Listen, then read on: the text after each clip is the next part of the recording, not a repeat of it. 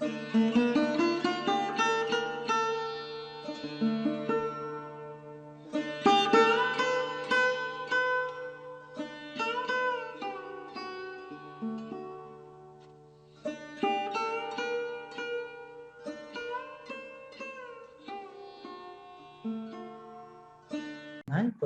আমরা ইতিমধ্যে 17তম অধ্যায় 17তম শ্লোক পর্যন্ত আলোচনা করেছি।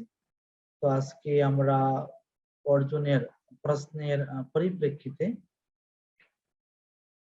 অর্জুনের প্রশ্ন ছিল যে অত কেন প্রযুক্তয়ম পাপম চরতি পুরুষা নিচ্ছানাপি বৈষ্ণেয় বলাৎ ইব নিয়োজিত, যে আমার অনিচ্ছা থাকা সত্ত্বেও কি আমাকে পাপ কর্মে নিযুক্ত হচ্ছে, বা কিসের কারণে আমি পাপ কর্মে যুক্ত হচ্ছে, এটা ছিল অর্জুনের প্রশ্ন। তো অর্জুনের এই প্রশ্নের পরিপ্রেক্ষিতে ভগবান 17 থেকে 37 থেকে 43 নম্বর শ্লোক পর্যন্ত উত্তর প্রদান করছেন। তো আমরা দেখে নিব যে আমরা তৃতীয় অধ্যায়ে কি বিষয় আলোচনা করেছিলাম এবং আর কি বিষয় নিয়ে আলোচনা করব। অর্থাৎ তৃতীয় অধ্যায়ের শুরুতে অর্জুনের প্রথম দুটো প্রশ্ন ছিল যে অর্জুন কিং কর্তব্য অবস্থা তিনি যুদ্ধ করবেন না তিনি যুদ্ধ ত্যাগ করবেন। এর পরিপ্রেক্ষিতে নিষ্কাম কর্মযোগের ভিত্তিতে ভগবান অর্জুনকে বলছেন যে তুমি কি করো, যুদ্ধ করো, কারণ অপরিপক্ক কর্ম ত্যাগ করলে সেটা মিথ্যাচার হবে। এর চেয়ে বরং কেউ যদি শাস্ত্রীয় নিয়ম অনুসারে কর্মফলের আশা পরিত্যাগ না করে যুদ্ধ করেন তাহলে সেই কর্ম তার মুক্তির কারণ হবে। তো পরবর্তীতে 10 থেকে 16 নম্বর শ্লোকে আবার ভগবান অর্জুনকে বলেন তুমি যদি মনে করো তোমার জড় সুখ ভোগ চাই তাহলে তুমি কর্মকাণ্ডের মাধ্যমে যজ্ঞ সম্পাদন করো, যজ্ঞের মাধ্যমে দেবতাদেরকে সন্তুষ্ট করো এবং দেবতাদেরকে সন্তুষ্টের মাধ্যমে তুমি এই জগতে সুখে থাকতে পারবে, মৃত্যুর পরও তুমি কি করতে পারবে, সুখে থাকবে। পরবর্তীতে আরেকটা উন্নত কারণ শ্রীকৃষ্ণ অর্জুনকে প্রদর্শন করলেন, সেটা হচ্ছে নিষ্কাম কর্মযোগ। তো যদিও ভগবান এর পূর্বে 3 থেকে 9 নম্বর শ্লোকে নিষ্কাম কর্মযোগ বলছেন, কিন্তু 17 থেকে 35 নম্বর শ্লোকে ভগবান আরেকটা বিশেষ কারণে তাকে নিষ্কাম কর্মযোগে শিক্ষা দিচ্ছেন, সেটা হচ্ছে যে দৃষ্টান্ত স্থাপনের জন্য। ইয়ার আচরিত শ্রেষ্ঠ, যেহেতু অর্জুন ছিলেন রাজা, অর্জুন যদি দৃষ্টান্ত স্থাপন করেন তাহলে সবাই এরকম দৃষ্টান্ত স্থাপন করবে, তার কর্মক্ষেত্রে দায়িত্ব সহ কর্ম করবে এবং উন্নত চেতনা সহ। এখন অর্জুন যদি কর্ম না করেন, যুদ্ধ পরিত্যাগ করেন, তাহলে পরবর্তীতে সবাই অর্জুনের আদর্শ উদাহরণ টেনে অর্জুনকে অনুসরণ করার চেষ্টা করবে এবং তার কর্তব্য কর্ম থেকে বিরত থাকবে কৃষ্ণ ভগবানের নাম করে। এটা শিল প্রভুপাদ তৃতীয় অধ্যায়ের প্রথম তাৎপর্য ব্যাখ্যা করেছেন। এই জন্য তিনি করেছেন যে রাজা জনক এবং তার নিজের দৃষ্টান্ত স্থাপন করেছেন। এই জন্য যেখানে রাজা জনকও কিন্তু একজন ক্ষত্রিয়, আর শ্রীকৃষ্ণ যে কুরুক্ষেত্রে যে শ্রীকৃষ্ণ তিনি হচ্ছেন একজন ক্ষত্রিয়। এই জন্য ভগবান জনক মহারাজের উদাহরণ দিচ্ছেন এবং তার নিজেরও উদাহরণ প্রদান করছেন। তো এর পরিপ্রেক্ষিতে ঠিক আছে, অর্জুন তো দৃষ্টান্ত স্থাপনের জন্য তিনি হচ্ছে তো করবেন, কিন্তু 34 নম্বর শ্লোকে অর্জুন ভগবান একটা প্রশ্ন করলেন যে আমি চাই না তবু কে যেন আমাকে জোরপূর্বক ধর্মের অবিরুদ্ধ আচরণ করতে আমাকে বাধ্য করে। কে আমাকে ধর্মের অবিরুদ্ধ আচরণ করতে বাধ্য করে, সেই বিষয়ে ভগবান 37 থেকে 43 নম্বর শ্লোকে আলোচনা করবেন। আমরা আজকে আবার 37 থেকে আলোচনা করব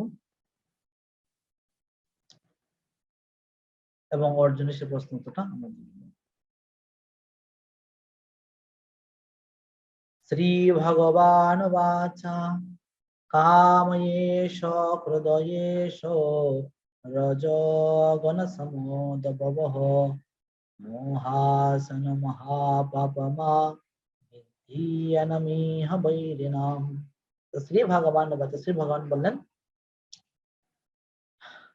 যে কাময়েশ ক্রোধয়েশ রজগুণ সমোদবহ মহাসন মহাপাপা বিদ্ধিয়ানমিহ বৈরিণাম। ভগবান কি বলছেন, এনমিহ বৈরিণাম, একে তুমি বৈরিণাম প্রধান শত্রু বলে জানবে। বৈরিণাম মানে প্রধান শত্রু। এবং তার আর কি কি বৈশিষ্ট্য আছে, মহাসানু সর্বগ্রাসী, মহাপাপমা অত্যন্ত পাপী,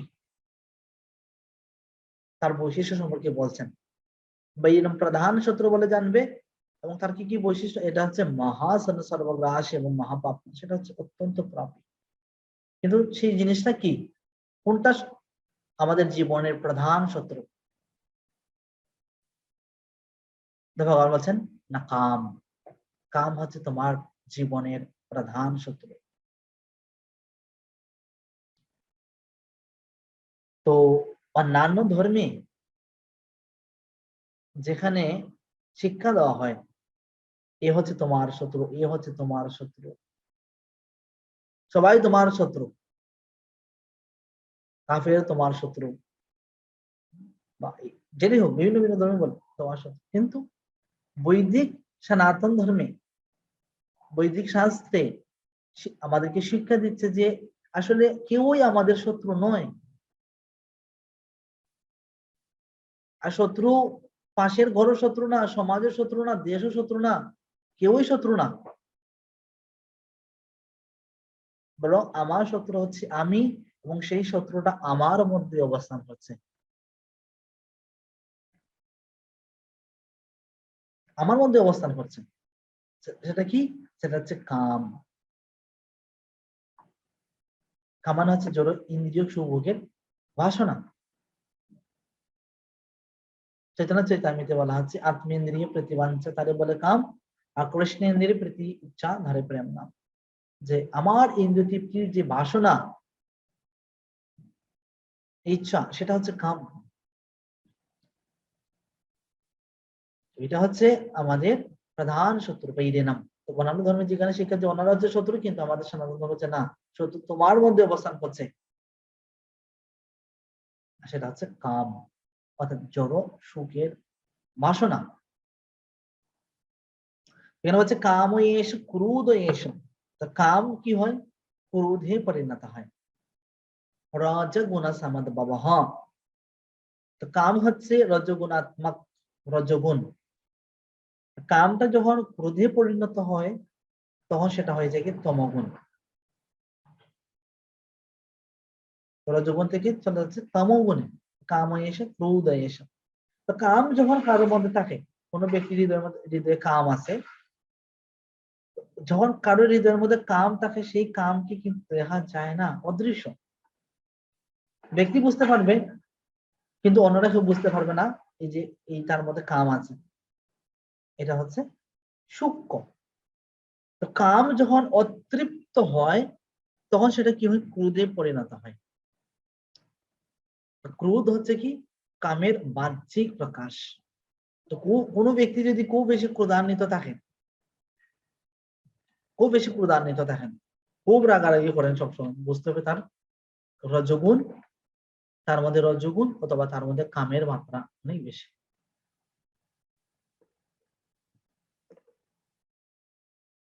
আছে। রজগুণ সমাদ বাবা। আমরা কি এলাম? রজগুণ থেকে তমগুণ, সূক্ষ্ম থেকে স্থূলে, ইনভিজিবল টু ভিজিবল। তাহলে এখানে কৃষ্ণ বলছেন যে এই কাম হচ্ছে বৈরিণম, তুমি প্রধান শত্রু বলে জানবে। বিদ্ধি এনাম, একে থেকে প্রধান শত্রু বলে জানবে। মহা সর্বগ্রাসী এবং মহাপাপ, এবং অত্যন্ত পাপদায়ক।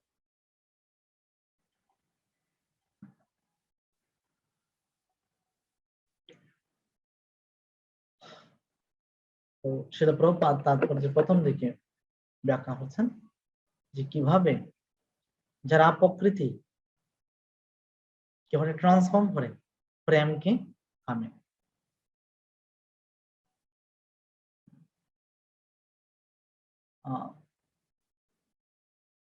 জীব যখন যারা প্রকৃতির সংস্পর্শে আসে তখন তার অন্তরে শাশ্বত কৃষ্ণ প্রেম রজগুণের প্রভাবে কামে পরিণত হয়। রজগুণের প্রভাবে কি হয়? প্রেমটা কামে পরিণত হচ্ছে কার সংস্পর্শে? যারা প্রকৃতির সংস্পর্শে। যারা সংস্কৃতির সংস্পর্শে কি হয়ে যায়? কামটা প্রেমে পরিণত হয়, প্রেমটা কামে পরিণত হয়ে যায়। এখানে একটা উদাহরণ দেওয়া হচ্ছে, যেমন টক তেঁতুলের সংস্পর্শে দুধ যেমন দই হয়ে যায়, তেমনই ভগবানের প্রতি আমাদের অপাকৃত প্রেম কামে পরিণত হয়। কারণ আমরা যখন দই বানাবেন, দই বানানোর কি সিস্টেম? রাত্রে দুধের মধ্যে কিছু টক দিয়ে দিবেন, টক দিলে পরবর্তী দিনে সেটা কি হয়ে যাবে, দুধটা দই হয়ে যাবে, দুধটা দই হয়ে যাবে। ঠিক একই রকম ভাবে যারা প্রকৃতির সংস্পর্শ যখন ভোগ করেন তখন সেই আমাদের যে প্রেম আছে, কৃষ্ণ প্রেম আছে, সেই কৃষ্ণ প্রেমটা কামে পরিণত হয়। যেমন আমরা কিন্তু ভগবত গীতার ২য় অধ্যায়ের ৬২-৬৩ নম্বর শ্লোকে পড়েছি, ধ্যায়ত বিষয়ান পুংস সঙ্গস্তেষু উপজায়তে সঙ্গাৎ সঞ্জায়তে কাম। কাম কিসের জন্য হয়? এখানে বলা হচ্ছে কাম থেকে ক্রোধ হয়, কিন্তু কাম কিসের জন্য হয়? সেটা হচ্ছে সঙ্গের কারণে। সঙ্গাৎ সঞ্জায়তে কাম, সঙ্গের কারণে আমাদের কাম আসে। যেমন ধরুন আপনার হাত আছে, হাতটাকে যদি গরম জলের মধ্যে রাখেন, তো গরম জলের সংস্পর্শে আপনার হাতটা কি হয়ে যাবে, গরম হয়ে যাবে। আপনার হাতকে যদি ঠান্ডা জলের মধ্যে রাখেন, তাহলে ঠান্ডা জলের সংস্পর্শের কারণে আপনার হাতটাও ঠান্ডা হয়ে যাবে। ঠিক এইরকম ভাবে আত্মা যদিও বা আত্মার যদিও কৃষ্ণের প্রতি শুদ্ধ প্রেম রয়েছে, অপরইয়া মিতস্তন্নাম প্রকৃতিম বিদ্যমে পরাম জীব মোহতা মহাবাহু জয়েদম ধারজাতি জগৎ। আমরা সপ্তম অধ্যায়ের ৫ নম্বর শ্লোকে পড়েছি, সেখানে ভগবান বলছেন যে আমরা পারা প্রকৃতি, প্রকৃতিম বিদ্যমে পরাম, আমরা যে পারা প্রকৃতির অন্তর্গত, যদিও আমরা পারা প্রকৃতির অন্তর্গত, তবুও যারা প্রকৃতির সংস্পর্শের কারণে আমরা কি হই, একদম ধারজাতি জগৎ, আমরা যারা প্রকৃতির অধীনগ্রস্ত হয়ে পড়ি।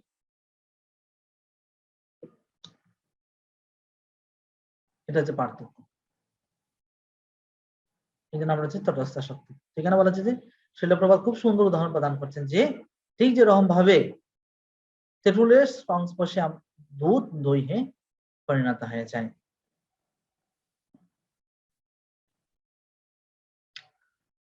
তো কামকে শাস্ত্রে আগুনের সাথে তুলনা করা হয়েছে, আগুনের সাথে তুলনা করা হয়েছে। কিসের জন্য আগুনের সাথে তুলনা করা হয়েছে? আগুনের মধ্যে যা দিবেন সব পুড়ে ছাই হয়ে যাবে। ঠিক একই রকম ভাবে যে আমাদের হৃদয়ের যে কাম, সে কাম আমাদের সমস্ত শুদ্ধ চেতনাকে কি করে দিবে, নষ্ট করে দিবে। জন্য কামকে আগুনের সাথে তুলনা করা। তো আমরা প্রথম দিকে দেখেছিল প্রবাদের তাৎপর্য বললাম, যারা প্রকৃতির সংস্পর্শে কাম প্রেম কামে পরিণত হয়। আবার শিল প্রভুপাদ তাৎপর্যের শেষের দিকে বলছেন এই কাম যখন আমাদের হৃদয়ের মধ্যে থাকে, সেই কামকে কৃষ্ণ সেবায় যুক্ত করার মাধ্যমে কাম প্রেমে পরিণত হয়। একদম মানে রিভার্স যেটা বলে, মানে শিল প্রভুপাদ তাৎপর্যের প্রথম দিকে যা বলছেন, তাৎপর্যের শেষের দিকে ঠিক উল্টো বলছেন যে কিভাবে আমরা কামকে এখন প্রেমে পরিণত করতে পারি। খুব সুন্দর তাৎপর্য। বড় বিষয় আমি একটু পড়ে নেই, তাহলে বুঝতে সুবিধা হবে, আপনাদের বোঝানোর জন্য আমি করতেছি, মানে এত বড় করে কিছু নাই। তো সেখানে আমি সংক্ষেপে পড়ছি।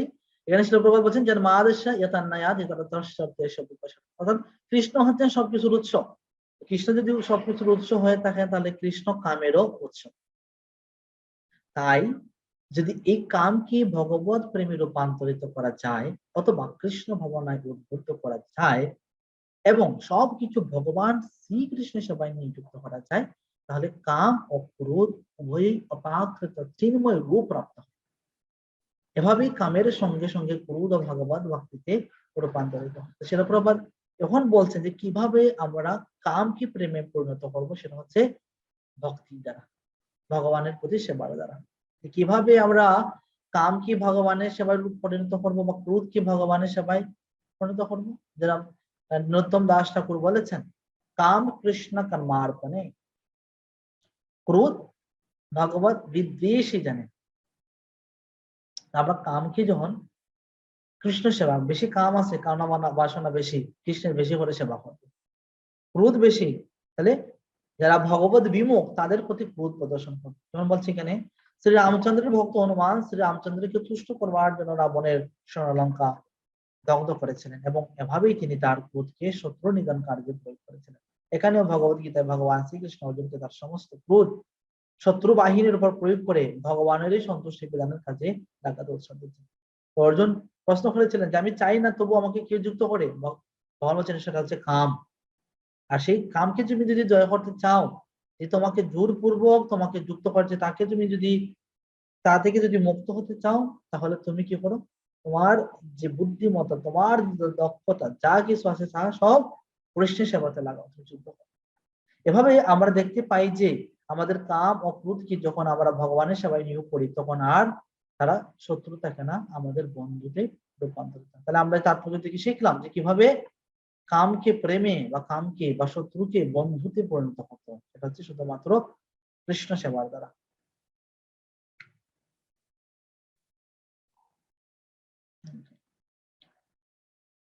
তো 37 নম্বর শ্লোকে কাম সম্পর্কে বলা হচ্ছে, কাম হচ্ছে প্রধান শত্রু। 38 নম্বর শ্লোকে বলা হচ্ছে যে কামের কি আছে, 3টা স্তর আছে। সেই 38 নম্বর শ্লোকে বলা হচ্ছে কামের 3টি স্তর আমরা দেখবো।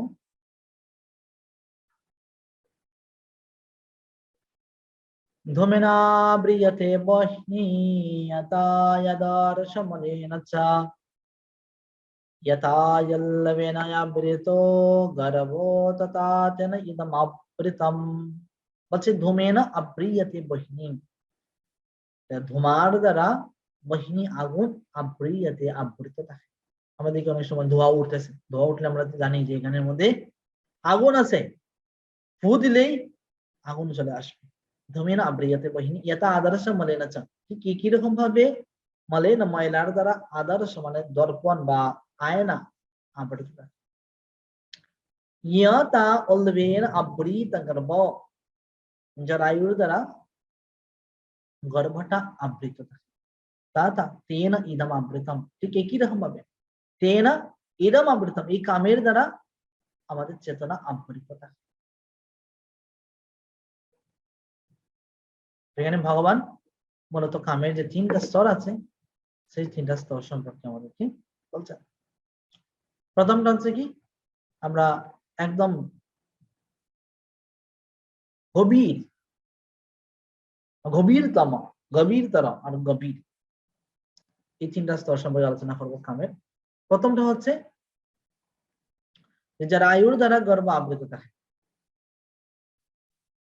জরায়ুর দ্বারা গর্ভ আবৃত থাকে, এটা হচ্ছে যখন আমাদের জ্ঞান বা আমাদের চেতনা যখন সম্পূর্ণরূপে আচ্ছাদিত থাকে, সেটাকে বলা হচ্ছে যে জরায়ুর দ্বারা গর্ভ আবৃত থাকে। তো শিল প্রভুপাদ তাৎপর্য উদাহরণ প্রদান করেছেন, ঠিক যেরকম ভাবে বৃক্ষের চেতনা সম্পূর্ণরূপে আচ্ছাদিত থাকে। আপনি বৃক্ষকে হাঁটেন, কিছু বলবে না, যদি ব্যথা পাচ্ছে কিছু বলবে না, কারণ তার চেতনা পূর্ণ রূপে আচ্ছাদিত আছে। এটা হচ্ছে ঠিক যেরকম ভাবে জরায়ুর দ্বারা গর্ভ আচ্ছাদিত থাকে। এটা বাচ্চা যখন গর্ভের মধ্যে থাকে, জরায়ু দ্বারা আবৃত অবস্থায় থাকে, তখন সে কিন্তু বাইরের কোনো কিছু দেখতে পায় না, বাইরের কোনো কিছু সে দর্শন করতে পারে না। ঠিক সেরকম ভাবে কামের দ্বারা যার চেতনা সম্পূর্ণ রূপে লুপ্ত হয়ে গিয়েছে, সে কাম ছাড়া, ভোগ্য বিষয় ছাড়া আর কোনো কিছুই দর্শন করে না। এটা হচ্ছে প্রথম, একদম লাস্ট লেভেলের চেতনা। তারপর হচ্ছে ধুলোর দ্বারা আদর্শ বা আয়না আবৃত অবস্থায় আছে। তো এটাকে বলা যায় গভীরতর, যে আমাদের চেতনা কি আছে এই কামের দ্বারা আবৃত যে আছে, মাঝামাঝি যে অবস্থানে আছে, এটা মূলত বলা হচ্ছে পশু পাখিদের যে চেতনা, সেই পশু পাখিদের চেতনার সাথে শিল প্রভুপাদ তাৎপর্যে তুলনা করেছেন। আর প্রাথমিক যে লেভেলে আছে মানে সেটা হচ্ছে ধোঁয়ার দ্বারা যখন আগুনটা আবৃত থাকে, সেটাকে প্রাথমিক অবস্থার সাথে তুলনা করা হয়েছে। এটাকে মূলত মানুষের চেতনার সাথে তুলনা করা হয়েছে। কিভাবে, যেমন ধরুন ধোঁয়ার দ্বারা আগুন আচ্ছাদিত আছে, সেই ক্ষেত্রে আমরা যদি ফু দেই, বাতাস করি, একটু বাতাস করি, অনুকূল বাতাস হয়, অনুকূল বাতাসের ফলে আগুন ছেলে উঠবে। ঠিক একই রকম ভাবে মানুষের যে চেতনা, মানুষ যদি তার চেতনাকে একটু ভগবত ভক্তিতে যুক্ত করে সাথে সাথে তার চেতনা কি হয়, সাথে সাথে তার চেতনা বৃদ্ধি পেতে থাকে খুব দ্রুত। সেটা গাছের পক্ষেও সম্ভব নয়, মানুষের পক্ষেও তা সম্ভব নয়। এভাবে শিল প্রভুপাদ তাৎপর্যে 3টি উদাহরণ প্রদান করেছেন বিভিন্ন জায়গাতে, আপনারা একটু পড়ে নেবেন। আমি দেখতে পাচ্ছি এখানে অনেক ভক্ত সন্দীপনী সেবক প্রভু, অনিল চৈতন্য প্রভু, অলকেশ মন্ডল প্রভু, জীবন কৃষ্ণ প্রভু, রত্ন মঞ্জুরি সেবিকা মাতাজি, জয়ন্তী অধিকারী, টিকলি বিশ্বাস মাতাজি। আপনারা ভিডিও অন করবেন, অনিল চৈতন্য প্রভু, টিকলি বিশ্বাস মাতাজি, জয়ন্তী অধিকারী, রত্ন মঞ্জুরি সেবিকা মাতাজি, জীবন কৃষ্ণ প্রভু। আপনারা রান্না বান্নায় যাবেন না, আমরা কিভাবে কাম থেকে মুক্ত হতে হয় সেই বিষয়ে জানবো, ঠিক আছে? আপনার রান্না বান্না থেকে একটু বিরত থাকুন। টিকলি বিশ্বাস মাতাজি মনে হচ্ছে নাই, রত্ন মঞ্জুরি মাতাজি নাই, ঠিক আছে? কিন্তু ক্লাসে কিন্তু এবার পরে নাই, তো আমাদের কিছু বলবেন না, ঠিক আছে? তো আমরা তাৎপর্য শেষের যে অংশটা আছে একটু পরে নিব। আর আমি যে উদাহরণগুলো দিলাম তাৎপর্য মূলত এই বিষয়গুলো শিল প্রভুপাদ ব্যাখ্যা করেছেন। অনেক বড় তাৎপর্য যেন আমরা বিস্তারিত যাচ্ছি না, এখানে শিল প্রভুপাদ প্রত্যেকটা কি এরকম ব্যাখ্যা করছেন। এখানে শিল প্রভুপাদ বলছেন যে মনুষ্য শরীর প্রাপ্ত হলে জীব তার সুপ্ত কৃষ্ণ চেতনাকে জাগিয়ে তুলতে পারে। ধূমাৎ সাধিত আগুনকে খুব সাবধানতার সঙ্গে হাওয়া দিলে তা যেমন এক সময় দাউ দাউ করে জ্বলে ওঠে, তেমনি খুব সন্তর্পণে ভক্তিযোগ অনুশীলন করার ফলে মানুষ তার অন্তরের ভগবত ভক্তের আগুন জ্বালিয়ে তুলতে পারে। ভগবত এই যে মনুষ্য জীবন হচ্ছে একটা সুযোগ আমাদের জন্য, এটা হচ্ছে আমাদের আগুন যেভাবে ধুমার দ্বারা আচ্ছাদিত থাকে সেই রকম একটা অবস্থা। আগুনকে আমরা যদি খুব সাবধানতার সঙ্গে হাওয়া দিই, আগুন জ্বলে উঠবে। ঠিক এইরকম ভাবে মানুষ যদি ভগবত ভক্তির পন্থা অনুসরণ করে, তাহলে তার হৃদয়ের মধ্যে থাকা কামকে সে খুব সহজে জয় করতে পারে। আমরা এই শ্লোকে কামের 3টা যে স্তর আছে সেই সম্পর্কে দেখলাম। এখন 37 নম্বর শ্লোক অনুসারে ভগবান বলছেন যে বৈরিনাম প্রধান শত্রু। তো কামকে কিসের জন্য প্রধান শত্রু বলা হচ্ছে তা 39 নম্বর শ্লোকে ভগবান তা স্পষ্ট করে বলছেন যে কিসের জন্য কাম হচ্ছে জীবের প্রধান শত্রু। 39 নম্বর শ্লোকে দেখুন, आवृतम ज्ञानमेतेन ज्ञानेन नित्यवैरिणा आमरूपेण कौन्तेयो दुष्पूरेण अनलेन च। তো কিসের জন্য বলা হচ্ছে?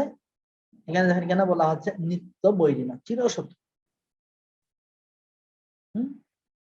কিসের জন্য চিরশত্রু বলা হচ্ছে, প্রধান শত্রু বলা হচ্ছে? কারণ আবৃতম জ্ঞানম, এই কাম আমাদের জ্ঞানম মানে শুদ্ধ চেতনাকে আবৃত করে দেয়। এখানে জ্ঞানম বলতে মনে করবেন না যে আমাদের যে জ্ঞান আছে সেই জ্ঞান। তো এখানে জ্ঞান শব্দের অর্থ হচ্ছে আমাদের চিন্ময় যে চেতনা, আমাদের যে স্বরূপ, এই স্বরূপ বিভ্রাম আমরা থাকি বলে, স্বরূপ বিভ্রাম। এই কারণের কারণে আমাদের স্বরূপ বিভ্রাম ঘটে।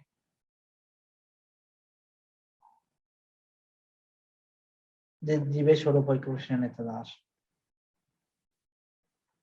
এটা আমরা ভুলে যাই। এটা হচ্ছে আবৃতম জ্ঞানমেতেনা জ্ঞানেনা নিত্যবৈরিণা কামরূপেণ কৌন্তেয় দুষ্পুরেণ অনলেন চ। এই যে কাম, এখানে কামের আরো কিছু বৈশিষ্ট্য বলা হচ্ছে। 38 নম্বর শ্লোকে অনেকগুলো বৈশিষ্ট্য বলা হয়েছে, এই 37 নম্বর শ্লোকে অনেকগুলো বৈশিষ্ট্য বলা হয়েছে, যেমন হচ্ছে মহাসন মহাপাপমা। তো 39 নম্বর শ্লোকে আবার কিছু কামের বৈশিষ্ট্য বলা হচ্ছে, সেটা হচ্ছে দুষ্পুরেণা, অপূরণীয়। কামকে কখনোই কি করা যায় না, সন্তুষ্ট করা যায় না। শিল প্রভুপাদ এই বিষয়ে তাৎপর্য শেষে দিকে বলছেন যে কামকে কখনো সন্তুষ্ট করা যায় না।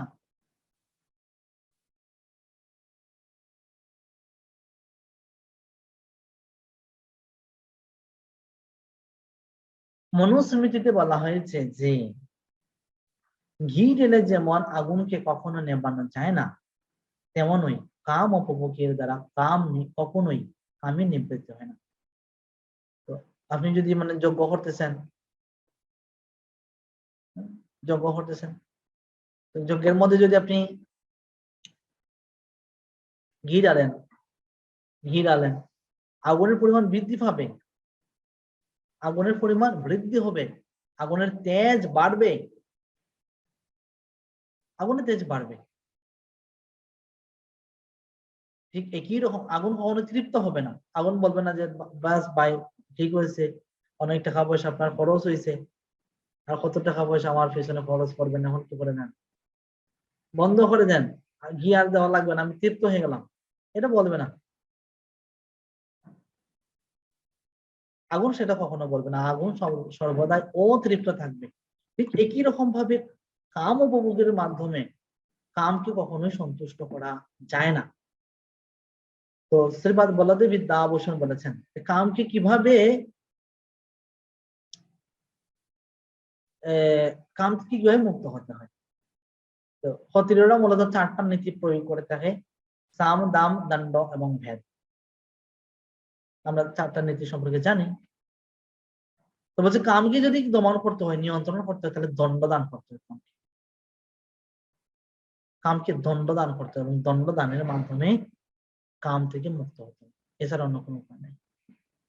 শিলপ্রপাত বলছেন যে দণ্ড হচ্ছে কি, না খেয়ে থাকা না। অনেকে আছে যে ওকে কামের মাত্রা বেশি, না খেয়ে থাকবো, একদিন 2 দিন না খেয়ে থাকবো। শিলপ্রপাত বলছেন আমরা বেশি সংখ্যক হরিনাম জপ করি, এটা হচ্ছে দণ্ড,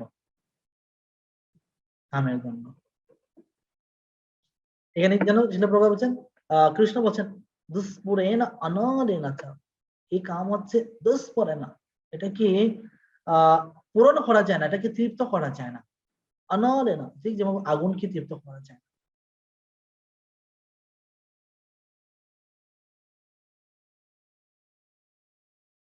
বোঝা হচ্ছে যে জড়জগতে সবকিছুর কেন্দ্র হচ্ছে যৌন আকর্ষণ, তাই জড়জগৎকে বলা হচ্ছে মৈথুনাগার অথবা যৌন জীবনের শিকল। এই শিকল আমাদের কি করে, কাউকে না কাউকে আমরা যদি বাঁধতে চাই, আসামিকে যদি বাঁধতে চাই, শিকলের প্রয়োজন। ভগবান এই জড়জগতে কিসের মাধ্যমে আমরা কোন শিকলের দ্বারা আবদ্ধ আছি, সেটা হচ্ছে যৌন জীবনের শিকল, যেটা বলা হচ্ছে মৈথুনাগার। আমরা দেখেছি অপরাধ করলে মানুষ কারাগারে আবদ্ধ হয়, তেমনই যারা ভগবানের আইন অমান্য করে তারা যৌন জীবনের শৃঙ্খলে আবদ্ধ হয়ে এই মৈথুনাগারে পতিত হয়। এই জন্য বলা হচ্ছে এই জড়জগৎকে বলা হচ্ছে মৈথুনাগার। ওকে, ঠিক আছে, তাহলে আমরা 37 নম্বর এবং 39 নম্বর শ্লোক থেকে আমাদের যে প্রধান শত্রু কাম, কাম সম্পর্কে জানলাম এবং কিসের জন্য প্রধান শত্রু সেই সম্পর্কে জানলাম। কামের 3টা স্তর আছে সেই সম্পর্কে জানলাম। এখন 40 নম্বর শ্লোকে ভগবান বলছেন, কি বলছেন, যেমন আপনার শত্রু আছে, আপনি যুদ্ধ করতে গেছেন, 2 পক্ষ আছে, শত্রু এবং মিত্র, 2 পক্ষ আছে। শত্রু এবং মিত্র যদি উভয়ের ড্রেস আপ যদি একই রকম হয়, শত্রু এবং মিত্র উভয়ের ড্রেস আপ যদি একই রকম হয়, কাকে আপনি মারবেন? আপনি চিনতে পারবেন না যে কাকে আপনি, কার বিরুদ্ধে আপনি যুদ্ধ করবেন, কার দিকে আপনি তীর চালাবেন, কার দিকে আপনি বন্দুক চালাবেন, আপনি চিনবেন না। মারতে মারতে দেখবেন যে শেষ পর্যন্ত কি করেছেন, আপনার নিজের লোকের সব মারিয়ে নিয়েছেন। তো শত্রুকে এটাকে তো জানতে হবে, শত্রুর অবস্থান কোন জায়গাতে, শত্রুকে আমরা জানলাম, শত্রুর অবস্থান কোন জায়গাতে, শত্রুর অবস্থান করছে সেটা যদি আপনি না জানেন, এরা তো সব নিজের পক্ষে সব লোককে মারি ফেলবেন। শত্রুর অবস্থান কোথায় সেটা জানতে হবে। আগের দিনে রাজারা গুপ্তচর ফাটাইতো, শত্রুর অবস্থান, তার শক্তি কোন কোন জায়গাতে আছে সবগুলো আয়ত্ত করে নিত। তো ভগবানও আমাদের জন্য, আমরা তো যুদ্ধ করব মায়ার বিরুদ্ধে বা কামের বিরুদ্ধে যুদ্ধ করব, যুদ্ধ যে করবো এখন কাম কোন জায়গাতে আছে, ভগবান পরবর্তী শ্লোকে তার অবস্থান আমাদেরকে বলে দিচ্ছেন, কামের অবস্থান।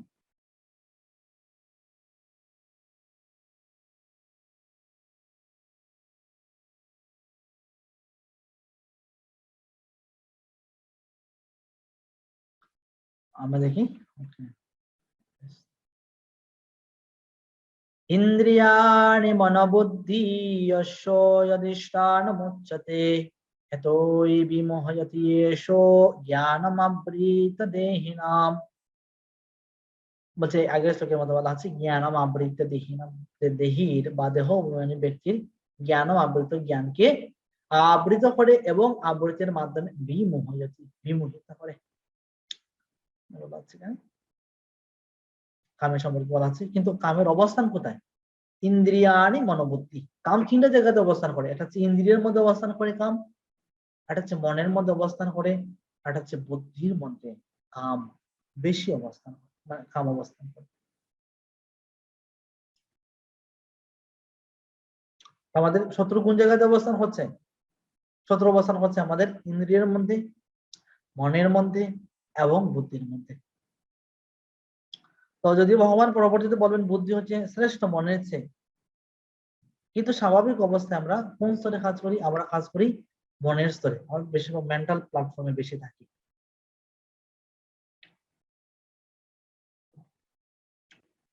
তো আমরা যদি যেমন অনেককে দোষারোপ করে থাকি, আমরা বিশেষ করে পাশ্চাত্য দেশে যারা আমরা আছি দোষারোপ করে থাকি যে বিশেষ করে পাশ্চাত্য দেশের লোকেরা অল্প কাপড় চোপড় পরে সঞ্চয় করতে বেশি ভালোবাসেন, আমি জানি। সেটা হোক 5 বছরের বালিকা হোক, 10 বছরের বালিকা হোক, 50 বছরের হোক, অথবা 70, 80 না 100, সেটা কোনো বিষয় না।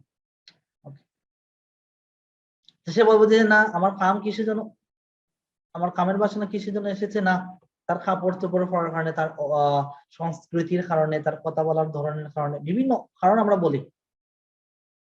কিন্তু ভগবান ভগবদ্গীতায় বলছেন যে কামটা তার কাপড়ের মধ্যে না, কামটা তার শরীরের মধ্যে না, কামটা অবস্থান করতেছে তোমার ইন্দ্রিয়ের মধ্যে,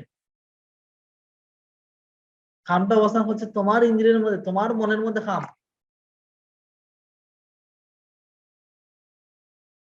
ছিল প্রভুপাদ পাশ্চাত্য দেশে প্রচার করেছেন, ছিল প্রভুপাদের শিষ্যরা যুদ্ধে পরাস্ত, গুরু ভাইরা যুদ্ধে পরাস্ত কামের কাছে। কি দেশে প্রচার করব, সব কাম আর কাম। কিন্তু শিল প্রভুপাদ দেখলেন যে কাম না, এখানে অপরচুনিটি আছে ভগবানের সেবা করার জন্য। আর সব লোক কৃষ্ণ জানে না, তাহলে কৃষ্ণ সম্পর্কে বললে তারা উৎসাহের সাথে গ্রহণ করবে। যে জানে তারে বোঝানো অনেক কঠিন, আর যে জানে না তারে বোঝানো অনেক সহজ। বলে না যে জেগে জেগে ঘুমায় তারে জাগানো অনেক কঠিন, আর যে পোড়া ঘুমে আছে তারা এক রাগ দিবসে উঠে যাবে। একই রকম ভাবে শিল প্রভুপাদ পাশ্চাত্য দেশে প্রচার করেছেন, গুরু মহারাজ প্রচার করেছেন, আচার্যরা প্রচার করছে সেই সমস্ত দেশে। তারা কি করেন না, তারা কাম দর্শন করেন না, তারা মনে করেন যে সেবার সুযোগ। আমরা যদি দেখি তাহলে কাম আর কাম সব ইন্দ্রিয় তৃপ্তির স্থান। তো মনে করতে হবে যে ইন্দ্রিয় তৃপ্তি তার মধ্যে অবস্থান করছে না, তার শরীরের মধ্যে, তার কাপড়ের মধ্যে অবস্থান করছে না, কাম অবস্থান করছে আমার মধ্যে। ইন্দ্রিয়ানি মনোবুদ্ধি, আমার ইন্দ্রিয়ের মধ্যে, মনের মধ্যে, বুদ্ধির মধ্যে। এই তিনটার মধ্যে কোনটা আমাদের সবচেয়ে বেশি ক্ষতি করে? স্বাভাবিক বলছে আমরা স্বাভাবিক অবস্থায় মনের স্তরে অবস্থান করি, স্বাভাবিক অবস্থায় মনের স্তরে অবস্থান করি। এই জন্য দেখবেন অনেক সময় ইন্দ্রিয় গুলা কি আছে, সংযত না, ইন্দ্রিয় গুলা বন্ধ আছে।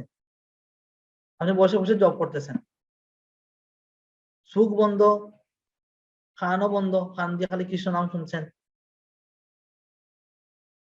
তবুও কি হবে? দেখবেন বিষয় ভোগের বাসনা চলে আসবে। কিসের জন্য? কারণ খান আপনার মনের মধ্যে আছে। ও তখন চোখ বন্ধ, কান বন্ধ, নাক বন্ধ, সব বন্ধ, কিন্তু মন তো আর বন্ধ হবে না। মন বন্ধ না থাকার কারণে সবকিছু বন্ধ থাকা সত্ত্বেও বিষয় ভোগের বাসনা চলে আসে।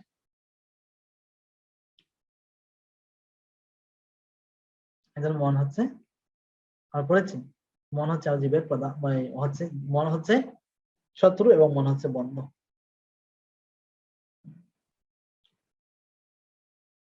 আমরা দেখলাম এই তাৎপর্য যে শ্লোকে যে কাম এই তিনটা জায়গাতে আমাদের অবস্থান করে। তো শিল প্রভুপাদ মন সম্পর্কে তাৎপর্য বলেছেন।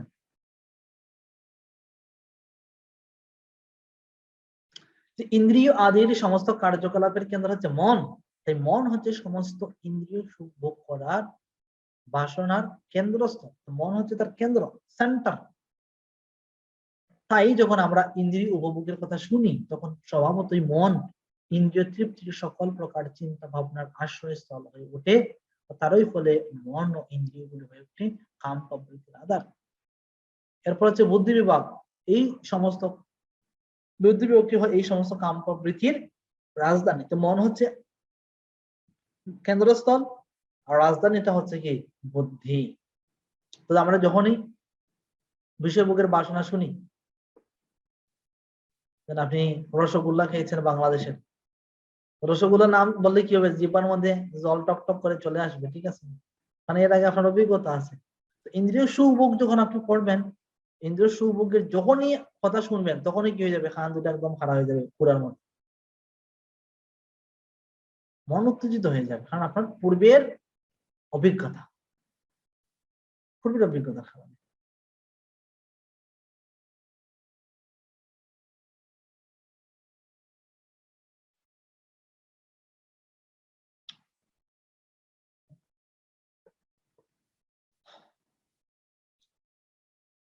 এখন আমরা আমাদের প্রধান শত্রু কি জানলাম, প্রধান শত্রু কোথায় অবস্থান করে সেটাও জানলাম। তখন কি আরেকটা সুবিধা হয় না? আপনি জানেন যে শত্রু আপনার ডানে না বামে না পিছনে না সামনে আছে, আপনি জানেন। এখন এটাও যদি জানেন যে শত্রুর কোন জায়গাতে আঘাত করতে হয়, কোন জায়গাটা দুর্বল পয়েন্ট, দুর্বল পয়েন্ট কোন জায়গা, ওইটা যদি আপনি জানেন তাহলে আপনি শত্রুকে কি করতে পারবেন? 1 মিনিটে গাল করবেন, 1 মিনিট।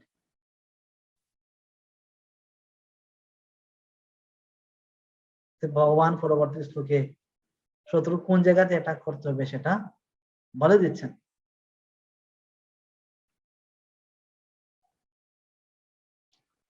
তস্মাত্তম ইন্দ্রিয়াণি আদৌ নিয়ম্য ভরতর্ষভ পাপমানম প্রজহীয়নম জ্ঞান বিজ্ঞান নাশনম।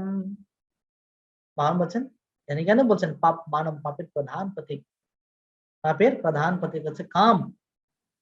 কি করো? প্রজহি, তাকে বিনাশ করো। কিসের জন্য বিনাশ করবে? জ্ঞান বিজ্ঞান নাশনম। কারণ আমাদের জ্ঞান বিজ্ঞান, জ্ঞান মানে হচ্ছে আমাদের যে এমনিতে যেটা থিওরিটিক্যাল নলেজ, আর বিজ্ঞান হচ্ছে রিয়েলাইজ নলেজ, যেটাকে কি করে? নষ্ট করে দেয়। না আসেনা। এই জন্য তুমি তাকে প্রজহি, বিনাশ করো। কিভাবে বিনাশ করবে? ইন্দ্রিয়াণি আদৌ, প্রথমে ইন্দ্রিয়গুলোকে সংযত করো। এখানে কয়টা আমরা জানি? কামের কয়টা জায়গাতে কাম অবস্থান করে? 3টে জায়গাতে কাম অবস্থান করে। একটা হচ্ছে ইন্দ্রিয়, মন, বুদ্ধি। কামের সব দুর্বল জায়গা কোনটা? প্রথমে হচ্ছে ইন্দ্রিয়। তোমার ইন্দ্রিয়গুলোকে দমন করো, ইন্দ্রিয়গুলোকে নিয়ন্ত্রণ করার চেষ্টা করো, তাহলে তুমি কাম থেকে মুক্ত হতে পারবে। ভগবান এই শ্লোকে মূলত কামকে জয় করা বা কামের যে দুর্বল জায়গা, দুর্বল জায়গার প্রাথমিক স্তর সম্পর্কে বলেছেন। সেটা হচ্ছে ইন্দ্রিয়, ইন্দ্রিয়গুলোকে দমন করা। কিন্তু সর্বোত্তম প্রক্রিয়া হচ্ছে কি? মনকে দমন করা, যেটা অম্বরীশ মহারাজ করেছেন, শুদ্ধ ভক্ত। সবই মানা কৃষ্ণ প্রদার, মনকে তিনি নিয়ন্ত্রণ করেছেন। তো কামকে জয় করার সবচেয়ে উত্তম পন্থা হচ্ছে মনকে নিয়ন্ত্রণ করা।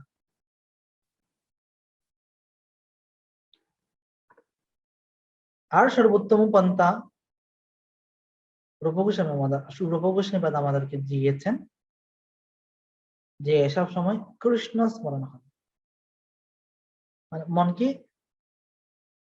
ইন্দ্রিয়গুলোকে দমন না করে সেগুলোকে যুক্ত করা, যেটা হচ্ছে যুক্ত বৈরাগ্য। রূপ গোস্বামী আমাদেরকে প্রদান করেছে, যুক্ত করা, প্রত্যেকটা বিষয় কৃষ্ণের সেবাতে যুক্ত করা।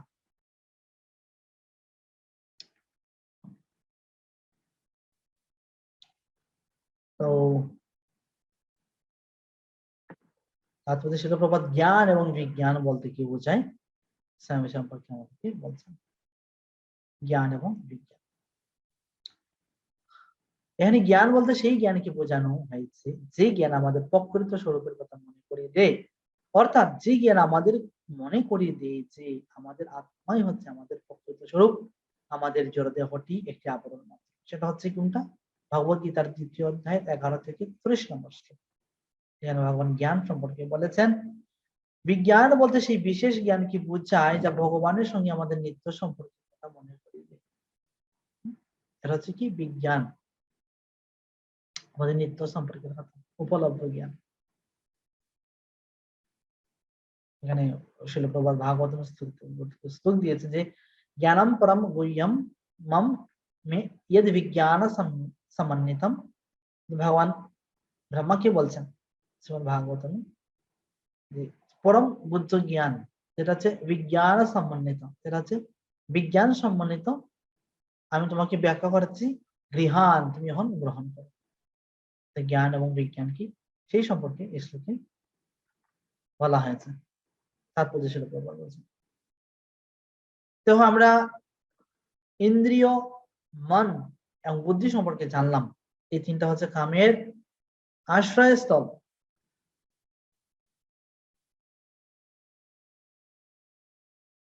এখন 42 নম্বর শ্লোকে ভগবান বলছেন এই যে ইন্দ্রিয়, মন এবং বুদ্ধির মধ্যে কে শ্রেষ্ঠ, কে শ্রেষ্ঠ তা আমরা 42 নম্বর শ্লোকে বলবো। ইন্দ্রিয়াণি পরাণি আহু ইন্দ্রিয়েভ্য পরম মনঃ মনস্তু পরা বুদ্ধি ইয়ো বুদ্ধি পরতু তসঃ। ইন্দ্রিয়াণি পরাণি আহু, তো বাহ্যিক বিষয়ের চেয়ে জড়বস্তুর চেয়ে ইন্দ্রিয়াণি, ইন্দ্রিয়গুলো হচ্ছে শ্রেষ্ঠ। আর ইন্দ্রিয়েভ্য পরম মনঃ, আর ইন্দ্রিয়ের চেয়ে শ্রেষ্ঠ হচ্ছে মন। আর মনস্তু পরা বুদ্ধি, আর মনের চেয়ে বুদ্ধি হচ্ছে উন্নত। কারণ এগুলা একটা চেয়ে আরেকটা সূক্ষ্ম, জড়বস্তুর চেয়ে ইন্দ্রিয় অনেকগুলা সূক্ষ্ম, আর ইন্দ্রিয়ের চেয়ে মন হচ্ছে অনেকগুলা, মন হচ্ছে সূক্ষ্ম, আর মনের চেয়ে বুদ্ধি হচ্ছে আরো সূক্ষ্ম। এই জন্য এগুলা হচ্ছে একটা চেয়ে আরেকটা হচ্ছে উন্নত। আর ইয়ো বুদ্ধি পর তো তুষা, এখানে দেখেন প্রবাদ কিরকম অনুবাদ করেছেন, ওয়ার্ড টু ওয়ার্ড মিনিং। ইয় মানে যিনি, স তিনি, ইয়া যিনি, স তিনি। ইয় মানে হচ্ছে যিনি, যিনি মানে কি? আত্মা। আত্মা বুদ্ধি পারাতা, আত্মা বুদ্ধি থেকেও শ্রেষ্ঠ। কারণ জড়বস্তু, ইন্দ্রিয়, মন, বুদ্ধি সব হচ্ছে জড় বস্তু, কিন্তু আত্মা হচ্ছে চেতন বস্তু। এই জন্য, এবং আমি এই সমস্ত বস্তু থেকে ভিন্ন, এই জন্য আত্মা হচ্ছে তাদের থেকেও শ্রেষ্ঠ। ইহ বুদ্ধি পরা তো তুষাহ। শিল প্রভুপাদ প্রত্যেকটা বিষয় সম্পর্কে বলছেন কিসের জন্য আরেকটা শ্রেষ্ঠ। আমরা সংক্ষেপে একটু দেখে নিব।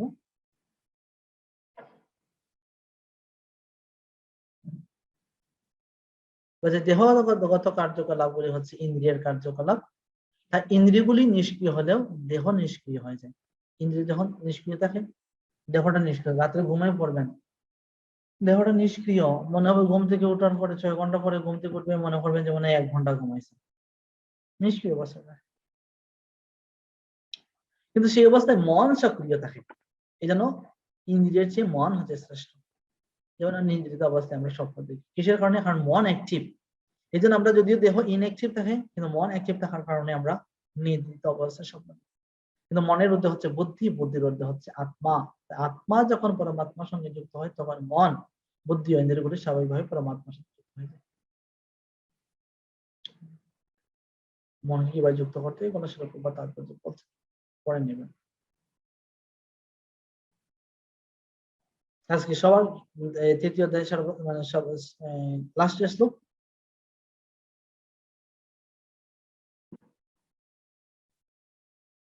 एवं बुद्धि परम बद्धा संस्तभ्य आत्मानमात्मना यही शत्रु महाबाहु कामोरपम दुरासदम এবং বুদ্ধি পরম বুদ্ধা তুমি বুদ্ধির অতীত অথবা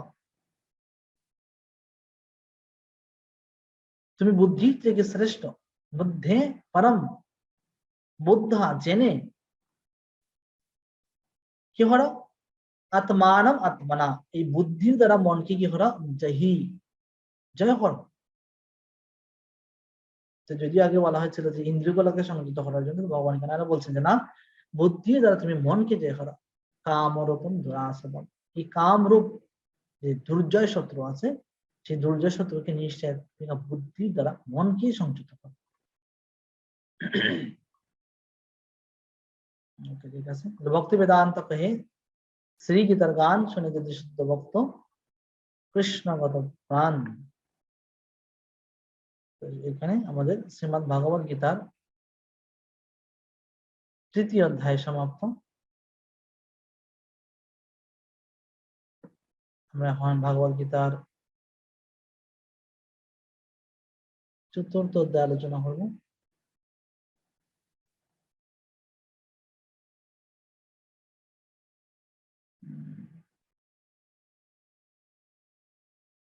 চতুর্থ অধ্যায়ের নাম আছে জ্ঞান যোগ। আমরা বলেছি নাম যে যে যোগা ল্যাডার, যে কিভাবে ভগবান ধীরে ধীরে ভক্তদের কথা ব্যাখ্যা করছেন। আমরা 3য় অধ্যায় পড়লাম, 2য় অধ্যায় পড়লাম সাংখ্যযোগ, 3য় অধ্যায়ে সাংখ্যযোগ, 3য় অধ্যায় কর্মযোগ, 4র্থ অধ্যায় জ্ঞান যোগ, 6ষ্ঠ অধ্যায় ধ্যান যোগ, 7ম অধ্যায় থেকে ভক্তি যোগ। এভাবে আমরা ধীরে ধীরে সামনের দিকে যাচ্ছি। আপনার পিছনে থাকবেন না, অনেকেই পিছনে আছেন, অনেকেরই ভিডিও বন্ধ। যাদের ভিডিও বন্ধ ক্লাসের বাইরে থাকবেন, ঠিক আছে?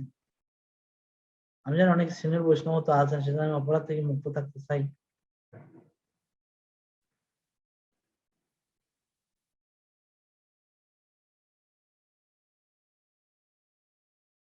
যারা পরিচিত আছেন তাদেরকে বের করে দিলাম ক্লাসে। ক্লাসে থাকলে লাইনে থাকতে হবে সবসময়।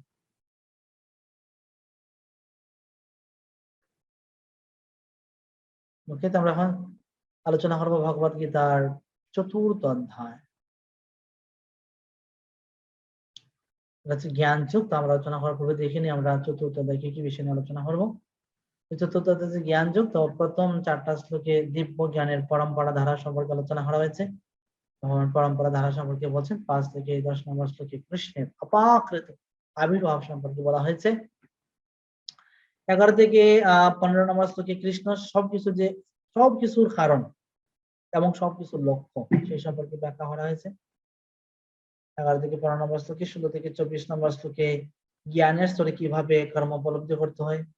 25 থেকে 33 নম্বর শ্লোকে যজ্ঞের মাধ্যমে কিভাবে জ্ঞান অর্জন করতে হয় সেই সম্পর্কে ভগবান বলেছেন। এবং 34 থেকে 42 নম্বর শ্লোকে জ্ঞান অর্জনের পদ্ধতি, ফলাফল এবং গুরুত্ব সম্পর্কে আলোচনা করা হয়েছে। এই হচ্ছে আমাদের 4র্থ অধ্যায়।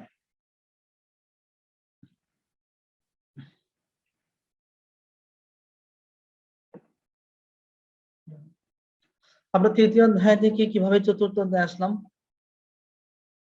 3য় অধ্যায়ের 39 নম্বর শ্লোক, 3য় অধ্যায়ের 39 নম্বর শ্লোকে বলা হচ্ছে অপ্রীতম জ্ঞানমেতেন জ্ঞানিনা নিত্য বৈরিনা। যে আমাদের জ্ঞানকে কি করে, আমাদের চেতনাকে কাম আবৃত করে রেখে দেয়। এই জন্য ভগবান 43 নম্বর শ্লোকে বলছেন এবং বুদ্ধি পরম বুদ্ধা সংস্তব্যম আত্মানম আত্মনা। এবং বুদ্ধি পরম বুদ্ধা সংস্তব্যম আত্মানম আত্মনা জহি শত্রু মহাবাহু কামরূপ দুরাশতম। কামরূপ প্রধান শত্রুকে কি করো, বুদ্ধির দ্বারা কি করো, নিয়ন্ত্রণ করো, জ্ঞানের দ্বারা নিয়ন্ত্রণ করো।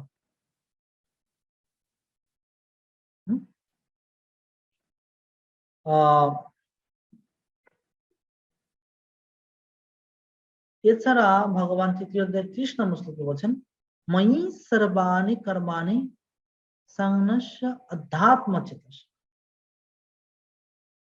কিভাবে আমরা কর্মযোগ সম্পাদন করব ভগবানের প্রতি, ময়ি সর্বাণি কর্ম, ভগবানের প্রতি সমস্ত কর্ম সমর্পণ, কৃষ্ণের প্রতি সমর্পণ করে আমরা কর্মযোগ সম্পাদন করবো। এখন আমরা যে কৃষ্ণের প্রতি সমস্ত কর্ম নিবেদন করে কর্মযোগ সম্পাদন করবো, সেই সম্পর্কে তো জ্ঞান দরকার।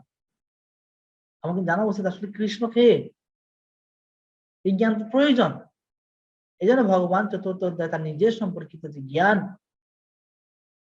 সেই জ্ঞানটা প্রকাশ করেন। আপনি কাউকে কোনো কিছু নিবেদন করবেন, ভিক্ষা দিতে যাবেন, বাইরে গেছে মনে করে ভিক্ষা দিতে, যে ভিক্ষুক সে কি আছে, ফ্যান কোট সানগ্লাস পরে আছে আর ভিক্ষা চাইতেছে আপনার কাছে, আপনি কি ভিক্ষা দিবেন? আগে জানতে হবে যে আসলে ভিক্ষুক কিনা না, জানতে হবে সে ভিক্ষুক কিনা না। তো মাই সর্বাণী কর্মাণি, আমার প্রতি সমস্ত কর্ম নিবেদন করো। কৃষ্ণ সম্পর্কে তো জানি না, এই জন্য ভগবান তার নিজের সম্পর্কে এই অধ্যায় বলবেন। এই জন্য এই অধ্যায়ের নাম হচ্ছে জ্ঞান যোগ, নিজের সম্পর্কে তিনি জ্ঞান প্রদান করবেন।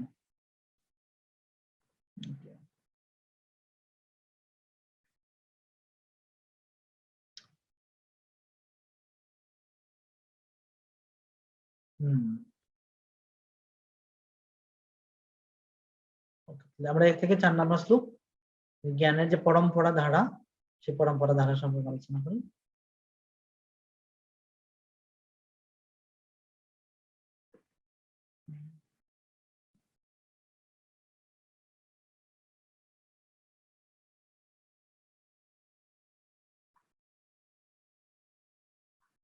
ज्ञान योग श्लोक है, श्री भगवान उवाच इमाम विवस्यते युगम रक्तवानयहमव्ययाम विवस्वान मनवे प्राहो मनोरीक्षा कवि अब्रवीत। श्री भगवान उवाच, श्री भगवान बोलें इमाम विवस्यते युगम, আমি সূর্যদেব বিবর্ষণকে যুগম, যুগম বলতে দেখেন শিলপ্রপাত কত সুন্দর অনুবাদ করেছেন, ওয়ার্ড টু ওয়ার্ড মিনিং করেছেন। ভগবানের সঙ্গে জীবের সম্পর্ক সম্বন্ধীয় বিজ্ঞান, এটা হচ্ছে যুগম। ভগবানের যুক্ত হওয়া, কি কার সাথে যুক্ত হবে না, ভগবানের সাথে জীব কিভাবে যুক্ত হবে, যুগম। প্রক্তবান আহম, আমি বলেছিলাম, প্রক্তবান আহম আমি বলেছিলাম, অব্যয়ম অব্যয়ম, বিবস্বান মানবী প্রাহ, বিবস্বান সূর্যদেব, মানবী মানব জাতির জনক, বৈবস্বত মনু, তিনি হচ্ছেন বর্তমানের মনু। প্রাহ বলেছিলেন আর মনু ইক্ষা কবি আব্রাবিত, আর মনু তার পুত্র ইক্ষাকুকে, মহারাজ ইক্ষাকুকে বলেছেন। ই হচ্ছে আমাদের পরম্পরা ধারা। তো দেখুন, আমরা এই অধ্যায়ের নাম হচ্ছে জ্ঞান যুগ, ভগবান নিজের সম্পর্কে জ্ঞান প্রদান করবেন। আর কিভাবে কাম থেকে মুক্ত হতে হয়, যে বুদ্ধি দ্বারা জ্ঞানের দ্বারা, সেই জ্ঞানকে ভগবান বলবেন। জ্ঞান বলার পূর্বে ভগবান এখানে পরম্পরা ধারা সম্পর্কে বলছেন, দর্শন সম্পর্কে প্রথমে বলছেন।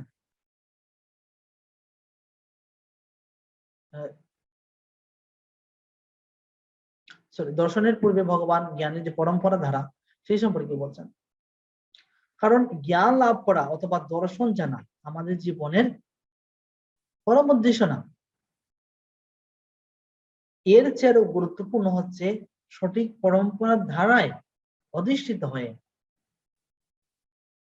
জ্ঞান লাভ করা। এই জন্য আমরা যাতে সঠিক পরম্পরা ধারায় অধিষ্ঠিত হয়ে জ্ঞান লাভ করতে পারি, সেই জন্য জ্ঞান লাভের পূর্বে ভগবান পরম্পরা ধারা সম্পর্কে বলছেন। কারণ পদ্মপুরাণে আছে মন্ত্রস্থ নিষ্ফলতা, যদি আমরা পরম্পরা ধারা থেকে যুক্ত না হয়ে জ্ঞান লাভ না করি, তাহলে সেটা হচ্ছে নিষ্ফল।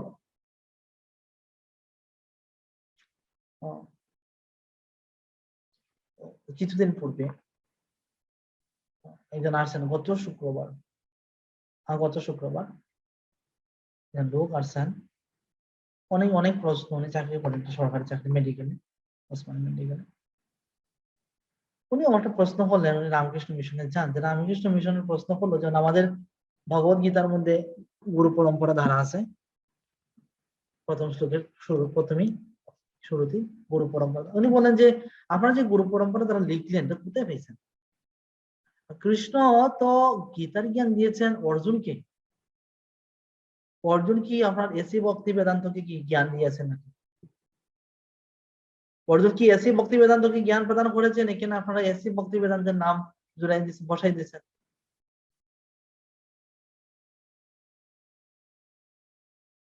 পরম্পরা ধারণের মধ্যে। আমি তারে বললাম, দেখেন ভগবান তো শ্রীমদ ভাগবতম প্রথম শ্লোকে বলছেন ব্রহ্মা হৃদ আদি কবৈ, যে প্রথম শ্রেষ্ঠ জীব ব্রহ্মার হৃদয়ে আমি দিব্য জ্ঞান প্রদান করেছিলাম। তো সমস্ত জ্ঞান সৃষ্টি শুরুতেই ভগবান ব্রহ্মার হৃদয়ের মধ্যে দিয়ে দিয়েছেন। আর ভগবান অর্জুনকে যা বলছেন এমন তো না যে ভগবান নতুন করে কোনো কিছু বলতেছেন।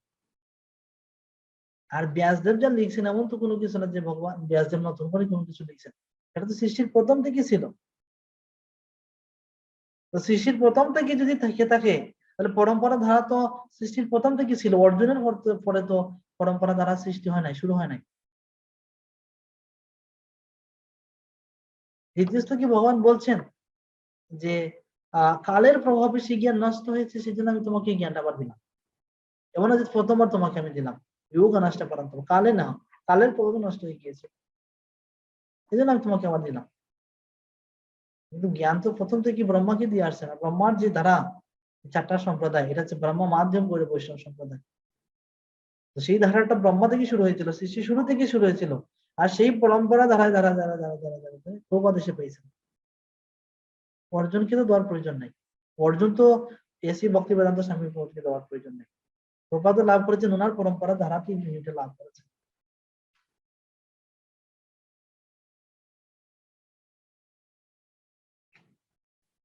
এই জন্য ভগবান কি করছেন এখানে, জ্ঞানের পরিবর্তে প্রথমে তিনি পরম্পরা ধারা সম্পর্কে বলেছেন। তো এখানে দেখেন ভগবান বলছেন যে ইমাম বিভাসাতে ইউগম পত্তবান আহম। ভগবান দুইটা শব্দ বলছেন, যুগম আর হচ্ছে আব্বায়াম। যে আমি তোমাকে কি বলছি, যোগ বা যে সম্পর্ক ভগবানের সাথে যে জীবের যে নিত্য সম্পর্ক, সেই নিত্য সম্পর্কে দিচ্ছি। আর যেহেতু এটা হচ্ছে নিত্য সম্পর্ক, এই জন্য এই সম্পর্কিত যে জ্ঞান সেটা হচ্ছে নিত্য অব্যায়াম।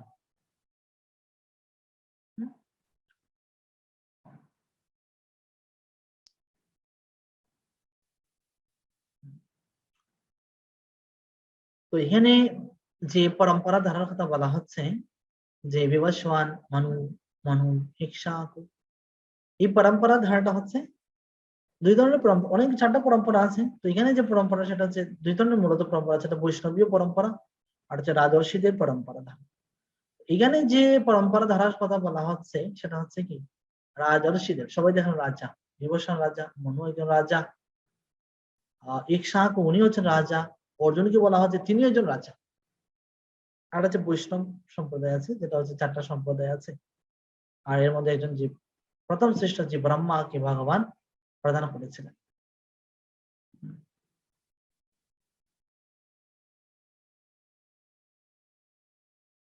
তো শিল প্রভুপাদ তাৎপর্য শুরুতে একজন রাজার বা রাজনৈতিক নেতার কি কর্তব্য আছে সেই সম্পর্কে বলছেন।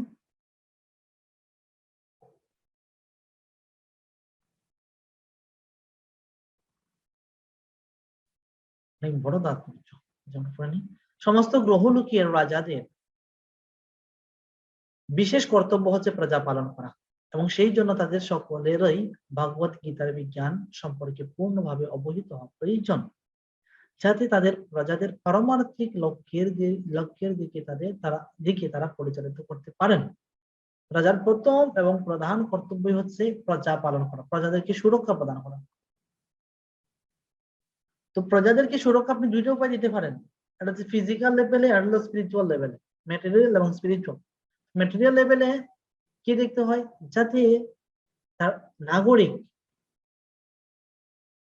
তার পড়াশোনার সঠিক ব্যবস্থা আছে, তার খাবারের অন্বেষণের বা চাকরির সঠিক ব্যবস্থা আছে, তার বাসস্থানের ব্যবস্থা আছে, শিক্ষার ব্যবস্থা, সবগুলা যে জাগতিক জীবনে যাতে তিনি কমফোর্ট বা ভালো অনুভব করেন, এটা তার দেখাশোনা করতে হয়। কিন্তু মূল উদ্দেশ্য হচ্ছে তার স্পিরিচুয়াল বা আধ্যাত্মিক লেভেলে তাকে সুরক্ষা প্রদান করা। অর্থাৎ তার অধীনস্থ যে সমস্ত প্রজা আছেন সেই সমস্ত প্রজারা কি ভগবত ভক্তি যাজন করছেন কি না, তারা কি ভগবত ভক্তি পন্থা যাজন করছেন কিনা না, এটা তার মূল উদ্দেশ্য। বলছেন যে শিল প্রভুপাদ বলছেন যে যাতে তাদের প্রজাদের পারমার্থিক লক্ষ্যের দিকে পরিচালিত করতে পারেন। আবার শিল প্রভুপাদ বলছেন প্রকান্তরে বলা যায় সকল রাষ্ট্রের কর্ণধার এবং সমাজের নেতাদের একমাত্র কর্তব্য হচ্ছে কৃষ্ণ ভাবনার অমৃত বিজ্ঞান সকলের কাছে বিতরণ করা, যাতে প্রতিটি মানুষ এই মহাবিজ্ঞানের সুফল অর্জন করতে পারে এবং মানব জীবনের সুযোগ সুবিধা কাজে লাগিয়ে সাফল্যের পথে অনুসরণ করতে পারে। এটা হচ্ছে তাদের একমাত্র কর্তব্য। তো শিল প্রভুপাদ শ্রীমদ ভাগবতম তাৎপর্য বলছেন যে যখন ব্রাহ্মণ এবং ক্ষত্রিয় এই দুইটা বর্ণের মধ্যে যখন সুন্দর সম্পর্ক থাকে, সহযোগিতামূলক সম্পর্ক থাকে, তখন সমাজ ব্যবস্থা কি হয়, অনেক উন্নতি ঘটে। আমরা যদি ব্যানের ক্ষেত্রে দেখি, ব্যানের ক্ষেত্রে কিন্তু ব্রাহ্মণ এবং ক্ষত্রিয়ের মধ্যে সংঘাত হয়েছিল, এই জন্য প্রজাদেরকে অনেক ক্লেশ স্বীকার করতে হয়েছে, অসুবিধা স্বীকার করতে হয়েছে। আবার ব্রাহ্মণ এবং পৃথু মহারাজের মধ্যে সুসম্পর্ক থাকার কারণে কি হয়েছিল, সমাজ ব্যবস্থা সুন্দর হয়েছিল, প্রজারা সুখী ছিলেন, জাগতিক ভাবে পারমার্থিক ভাবে সব দিক দিয়ে সুখী ছিলেন। আবার দেখা গিয়েছে যখন চারটা বর্ণের মধ্যে বিশেষ করে ক্ষত্রিয় যখন কোনো কিছু গ্রহণ করেন তখন সেটা সামাজিক ভাবে কি হয়, স্বীকৃতি লাভ করে এবং সেটা কি প্রসার করা অনেক সহজ হয়ে যায়, অনেক সহজ হয়ে যায়। এই জন্য ভগবান অর্জুনকে বারবার বলছেন, আগের শ্লোকে বলছেন তুমি দৃষ্টান্ত স্থাপন করো, ক্ষত্রিয়দের উদাহরণ দিচ্ছেন বারবার। যেমন ধরুন বৌদ্ধ ধর্মের যে প্রচার এবং প্রসার, বৌদ্ধ ধর্মের প্রচার এবং প্রসার কখন হয়েছে, যখন রাজা সম্রাট অশোক নিজে বৌদ্ধ ধর্ম অবলম্বন করেছেন, তখন থেকে কিন্তু বৌদ্ধ ধর্ম ভারতবর্ষে এবং ভারতবর্ষের পাশাপাশি দেশগুলোতে বিস্তার লাভ করেছে। এই জন্য সন্ন্যাসীদের সাথে যখন রাজারা এই বিষয়গুলা গ্রহণ করে, রাজনৈতিক নেতারা যখন কোনো কিছু গ্রহণ করেন, তখন সেটা দ্রুত প্রচার প্রসার লাভ হয়। যদিও প্রচার নির্ভর করে সন্ন্যাসীদের উপরে, কিন্তু সন্ন্যাসীরা একা কিছু করতে পারবে না যতক্ষণ পর্যন্ত না প্রশাসন থেকে সেটা স্বীকৃতি লাভ করে। সম্রাট অশোক যখন স্বীকৃতি দিলেন, বৌদ্ধ ধর্ম গ্রহণ করলেন, তখন বৌদ্ধ ধর্মের ব্যাপক প্রচার প্রসার হয়েছে। আমরা দেখি মহাপ্রভু যখন প্রচার করলেন উড়িষ্যাতে, উড়িষ্যার রাজা প্রতাপরুদ্র যখন গ্রহণ করলেন মহাপ্রভুকে ভগবান হিসেবে, তখন সবাই মহাপ্রভুকে ভগবান হিসেবে গ্রহণ করলেন এবং প্রতাপরুদ্র থাকার কারণে প্রতাপরুদ্র যা আদেশ করেছেন, মহাপ্রভু সংকীর্তন আন্দোলন কি হয়েছে, প্রচার এবং প্রসার লাভ করেছে, কারণ রাজা প্রতাপরুদ্র তা গ্রহণ করেছেন, সেই জন্য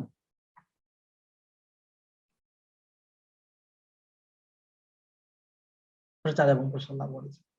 এরকম দেখা যায় শিল প্রভুপাদের জীবনে যে দেখা যায়, তার কোন শিষ্য, শিল প্রভুপাদের কোন শিষ্য যখন সেই সমস্ত সমাজের নেতাদেরকে প্রভুপাদের কাছে নিয়ে আসতেন এবং শিল প্রভুপাদ তাদের সাথে যুক্তি তর্ক করতেন, তখন শিল প্রভুপাদ অত্যন্ত প্রসন্ন হতেন।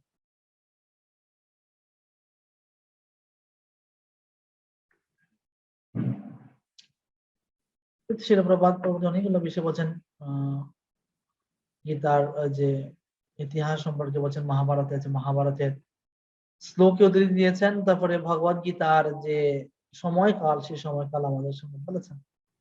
তারপর যে শেষের দিকে শিল প্রভুপাদ অনেক গুরুত্বপূর্ণ কথা বলেছেন যে ভগবানের কাছ থেকে আমরা ভগবত গীতা প্রাপ্ত হয়েছি বলে ভগবত গীতা বেদের মতোই পরম তত্ত্ব জ্ঞান সম্মানিত, এই জ্ঞান অপৌরুষেয়, যেহেতু আমরা ভগবানের কাছ থেকে লাভ করেছি, এই জন্য বেদ যেরকম অপৌরুষেয়, ঠিক একই রকম ভাবে ভগবত গীতা হচ্ছে অপৌরুষেয় এবং ভগবত গীতা হচ্ছে বেদের মতোই। শ্রুতি প্রমাণ। তো পরবর্তী শ্লোকে এখন ভগবান 1 নম্বর শ্লোকে পরম্পরা সম্পর্কে বলেছেন, 2 নম্বর শ্লোকে পরম্পরা এবং পাওয়ার অফ টাইম সম্পর্কে বলবেন, সময় কতটুকু, সময় কত শক্তিশালী সেটা। एवं परंपर प्राप्तम इमाम राजर्षय विदुः सकालेन मोहता युगनष्टो परंतप।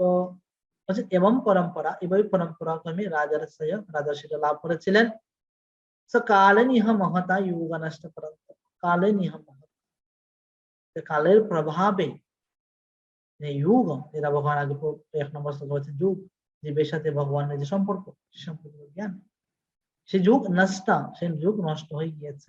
পরন্তপ হে শত্রু দমনকারী, যে পরম্পরাটা কালের প্রভাবে নষ্ট হয়ে যায়।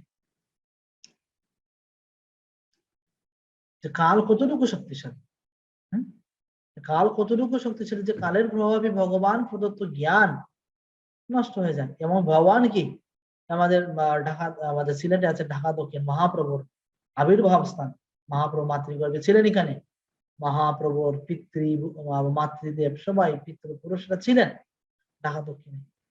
কিন্তু সেই সমস্ত জায়গা দেখেন সব লক করা, তালা মারা, কেউ ঢুকতে পারে না, মামলা চলতেছে, আশেপাশে সব জায়গা দখল চলে হয়ে গেছে, আশেপাশে সব জায়গা দখল। যে যতটুকু জায়গা ছিল মামলা থাকার কারণে এখন ভক্তরা সেই জায়গাতে ঢুকতে পারে না, মানে দাদার বাড়ি যেটা, ঢুকতে পারেন, তালা মারা।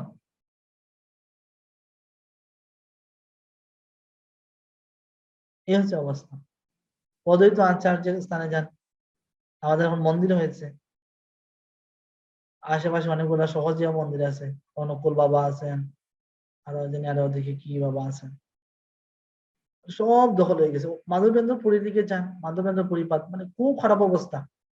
মানে মুসলমানেরা এখনো এই যে 700-800 বছর আগে যে বিল্ডিং, দালান, ছাদ, এত সুন্দর ডিজাইন করা ছাদ, বিশাল বিশাল গম্বুজ যুক্ত ছাদ এখনো আছে, এখনো আছে, কিন্তু সব ভাঙে পড়ে গেছে, সব ভাঙে পড়ে গেছে মাটির নিচে। আমরা গেছিলাম এই যে অদ্বৈত আচার্যের যে পানাতীত ধামের এই যে বারুণী স্থানে, মুসলমানরা সেই দালান গুলাকে খেটে খেটে ভেঙে ভেঙে নিয়ে যাচ্ছে। যে দালান গুলো বা যে বিল্ডিং গুলো আমাদের কাছে পূজনীয়, ভক্তরা গিয়ে প্রণাম করে, মুসলমানরা সেই দালান গুলোকে কি করছে, খেটে খেটে নিয়ে চলে যাচ্ছে বাড়িতে। আমরা জিজ্ঞেস করলাম যে কিসের জন্য নিয়ে যাচ্ছে, বলে না যে বৃষ্টির দিন আসতেছে, তো বৃষ্টির দিন আসতেছে, কাদা হবে, ওটানোর মধ্যে কাদা যাতে না হয় সেই জন্য ওগুলাকে ফেলে দিচ্ছে। যে বিল্ডিং আমাদের সনাতন ধর্মের জন্য, যে মাধবেন্দ্র পরিপাদক যে কৃষ্ণ প্রেম ভক্তির যে স্তম্ভ, বেসিক ভিত্তি, সেই ভিত্তিকে তারা কি করতেছে, খেটে খেটে নিয়ে যাচ্ছে। তারা তো সমস্ত জায়গা তো ভোগ করতেছে, এটা করতেছে, মানে দেখে কতটুকু কষ্ট লাগতেছে। বিল্ডিং গুলাকে কেটে কেটে কেটে কেটে ইট গুলাকে কেটে কেটে নিয়ে যাচ্ছে। কালের এই তো হচ্ছে প্রভাব, শক্তিশালী প্রভাব। ভগবান প্রদত্ত যে জ্ঞান, সেই জ্ঞানও কি হয়ে যায়, লুপ্ত হয়ে যায়। কালে না মহাতা যোগ নষ্ট করা।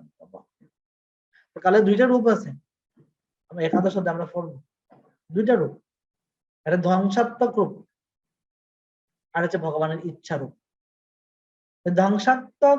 ধ্বংসাত্মক যে রূপটা আছে সেটা হচ্ছে অভক্তদের জন্য, অভক্তদের জন্য। তারা কি করে, যখন দেখে সময়ের প্রভাবে তারা কি হয়, মারা যায়, সময়ের প্রভাবে সম্পূর্ণ ধ্বংস হয়ে যায়। আর ভগবানের ইচ্ছারূপ আছে, ভগবানের ইচ্ছারূপ কিসের জন্য হয়, শুদ্ধ ভক্তদের জন্য ঘটে থাকে। যেমন অর্জুনের বিমোহিত হওয়া সময়ের প্রভাবে ইচ্ছারূপ। এই যে আমাদের বলা মাধবেন্দ্র পরিপাত বা যে সমস্ত তীর্থস্থান লুপ্ত হয়ে যাচ্ছে, সেটা হচ্ছে ভগবানের ইচ্ছার কারণে হচ্ছে। এই যে জ্ঞান লুপ্ত হয়েছিল, সেটা কারণ এর কারণ হচ্ছে ইচ্ছার কারণে, ভগবানের ইচ্ছার কারণে। তসমাৎ রীতিমান্নাম, ভীষ্মদেব বলছেন প্রার্থনায় যে ভগবান এবং কালের মধ্যে কোনো পার্থক্য নেই। ভগবানের আরেকটা অভিন্ন রূপ হচ্ছে কাল। কাল ভক্তদের ক্ষেত্রে এবং অবক্তদের ক্ষেত্রে ভিন্ন রূপে আবির্ভূত হয়।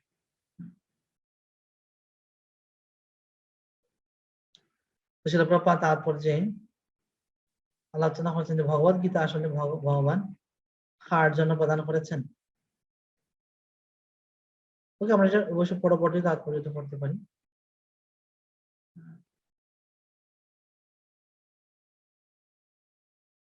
3 নম্বর শ্লোকে আমরা চলে যাই।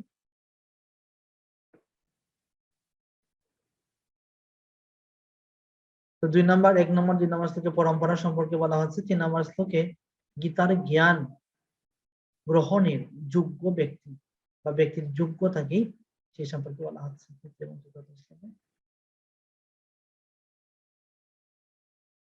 स एवायं मयाति अद्य योगो प्रोक्त पुरातनः भक्तयसि मे सकाचेति रहस्यं हि एतदुत्तमम्। स एवायं मयाति अद्य आज তে তোমাকে আমার দ্বারা আমি বলছি, একই জ্ঞান বলছি। যোগ প্রোক্ত পুরাতন, পুরাতন অতি প্রাচীন, প্রোক্ত যেটা আগে বলা হয়ে গিয়েছে, পুরাতন এবং যা বলা হয়ে গিয়েছে তাই আমি আজ তোমাকে বলছি। এসে যারা বলছি যোগ্যতা ভক্ত আসি, তুমি আমার ভক্ত, সকা তুমি আমার সকা, রহস্যম হি এতদুত্তমম, আর তুমি সেই রহস্যকে তুমি কি করতে পারবে, উত্তমম উত্তম রূপে তুমি জানতে পারবে, সেই জন্য আমি তোমাকে সেই জ্ঞান তোমাকে প্রদান করছি। সেখানে মনে হবে না পুরাতন মানে পুরাতন জ্ঞান, আমরা সবসময় আপডেট জ্ঞান চাই, আপডেট ভার্সন আমরা ইনস্টল করতেছেন, আপডেট ভার্সন। গীতার কোনো আপডেট ভার্সন নাই। ভগবান ব্রহ্মাকে যে জ্ঞান প্রদান করেছিলেন, দেবর্ষণকে যে জ্ঞান প্রদান করেছিলেন, একই জ্ঞান অর্জুনকেও তিনি প্রদান করেছেন। পুরাতন হলেও আমরা এর আগে পড়েছি, কি পড়েছি, যোগ অব্যয়াম, অব্যয়াম প্রথম শ্লোক, অব্যয়াম শাশ্বত। তো আত্মা যেরকম ভাবে পুরাতন হলেও নিত্য শাশ্বত, ঠিক একই রকম ভাবে আত্মা সম্পর্কিত যে জ্ঞান সেটা পুরাতন হলেও শাশ্বত, নিত্য নতুন। সূর্য সূর্য উঠতেছে প্রতিদিন, আপনারা বললেন নাই যে সূর্য যে কোটি কোটি বছর ধরে উঠতেছে, আমরা এখন কি আপডেট সূর্য চাই? আপনি কি আপডেট সূর্য চান না? সূর্য ওই কোটি কোটি বছর ধরে একই সূর্য আছে, আপডেট সূর্য লাগবে না, একই সূর্য ওই কোটি কোটি বছর ধরে একই সূর্য একই পরিমাণে তাপ দিচ্ছে, আলো দিচ্ছে, একই কাজ করতেছে। আমাদের ল্যাপটপ বেশ কয়েক বছর হয়েছে, অনেক সমস্যা করে, ফাংশন গুলা কাজ করতেছে, পুরাতন যেটা মানে আপডেট একটা লাগবে। কিন্তু ভগবান যে সূর্যদেব তৈরি করেছেন, এটা আপডেট ভার্সন প্রয়োজন নাই।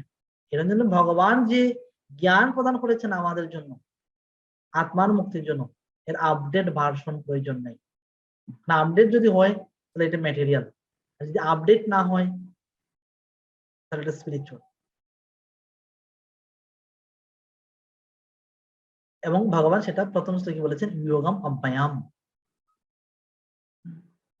আমরা ভগবত গীতার জ্ঞান বা শাস্ত্রীয় জ্ঞান গ্রহণের জন্য কয়টা যোগ্যতা দেখলাম। প্রথম এবং দ্বিতীয় শ্লোকে বলা আছে ডিসাইপ্লিক সাকসেশন বা গুরু পরম্পরা দ্বারা। তৃতীয় শ্লোকে ভগবান বলছেন যে তুমি ভক্ত এবং আমার সখা। এই তিনটার মধ্যে সবচেয়ে গুরুত্বপূর্ণ হচ্ছে ভগবানের ভক্ত হওয়া। সে যখন ভগবানের ভক্ত হয় তখন সে এমনিতেই গুরু শিষ্য পরম্পরা থাকবে, এবং সে যদি ভগবানের ভক্ত হয় তাহলে সে অবশ্যই সকল দাস সকল বাৎসল্য যে কোনো একটি সম্পর্কে সে সম্পর্কিত থাকবে। এই জন্য ভক্ত হচ্ছে তার কি মুখ্য যোগ্যতা, এবং অন্যান্য যে যোগ্যতা বলা হচ্ছে সেটা হচ্ছে গৌণা। এজন্য ভগবত গীতার প্রত্যেকটা ক্ষেত্রে যদি আপনি কোনো কিছু লাভ করতে চান তাহলে আপনার কিছু যোগ্যতা প্রয়োজন। ঠিক একই রকম ভাবে ভগবত গীতার জ্ঞান লাভ করার জন্য যোগ্যতা প্রয়োজন। আমাদের প্রথম শ্লোকে বসে ভগবান বলবেন অনাসূয়াবে, তোমার ঈর্ষা নাই, এটা হচ্ছে আরেকটা যোগ্যতা। তো প্রত্যেকটা ক্ষেত্রে যেমন কোনো কিছু লাভ করতে হলে যোগ্যতার প্রয়োজন, যোগ্যতা লাগবে। আপনি চাকরি পেতেছেন, আপনার একটা যোগ্যতা প্রয়োজন, পড়াশোনা। ব্যবসা করতে চান, যোগ্যতা লাগবে, অর্থ লাগবে, ইনভেস্ট করতে হবে, যোগ্যতা প্রয়োজন। আপনার অভিজ্ঞতা থাকতে হবে, যোগ্যতা প্রয়োজন। একই রকম ভাবে ভগবত গীতার জ্ঞান লাভ করতে হলে যোগ্যতা প্রয়োজন, এবং সেই যোগ্যতা হচ্ছে ভগবানের ভক্ত। ত্রয়োদশ অধ্যায়ে ভগবান বলবেন, অনেকবার ভগবান ভক্ত মামা বিচানাতে ভগবান বলবেন, ত্রয়োদশ অধ্যায়ে ভগবান বলবেন যে ইতি ক্ষেত্রম তথা জ্ঞানম মদ ভক্ত এতদ বিজ্ঞায়, মদ ভক্ত এতদ বিজ্ঞায়।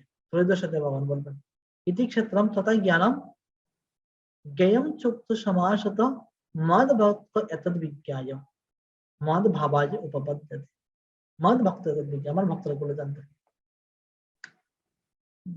ভক্ত হচ্ছে একমাত্র যোগ্যতা। একবার পাশ্চাত্য দেশে ছিল, একবার লোক আসছে ইন্ডিয়া থেকে, শিল প্রভুপাদের সাথে দেখা করবে। শিল প্রভুপাদের যে সেক্রেটারির সাথে দেখা হয়েছে। সেক্রেটারি কি বলছে, যাও আমার গুরুদেবকে বলো আমি ইন্ডিয়া থেকে এসেছি, আমি তোমার গুরুদেবের সাথে দেখা করতে চাই। আর শোনো, তোমার গুরুদেবকে এটাও বলে দিবে আমি কিন্তু গীতার 700 শ্লোক জানি, আমার তো মুখস্থ একদম। শিশু আমরা আমেরিকায় থাকি, একটা শ্লোক মুখস্থ করতে পারি না, দাঁত ভাঙিয়ে যায়। আর এই বেচারা বলে 700 শ্লোক তার মুখস্থ হয়ে গেছে, সে দৌড়িয়ে গেছে, অনেক উৎসাহের সাথে গেছে শিলপ্রপাতের সাথে। শিলপ্রপাত ইন্ডিয়া থেকে একজন সাধু আসছেন, তার 700 শ্লোক জানেন। শিলপ্রপাত বলেন ভালো কথা, 700 শ্লোক জানেন। আচ্ছা তুমি একটা প্রশ্ন করো, তারে গীতার কয়টা শ্লোক উনি মানে?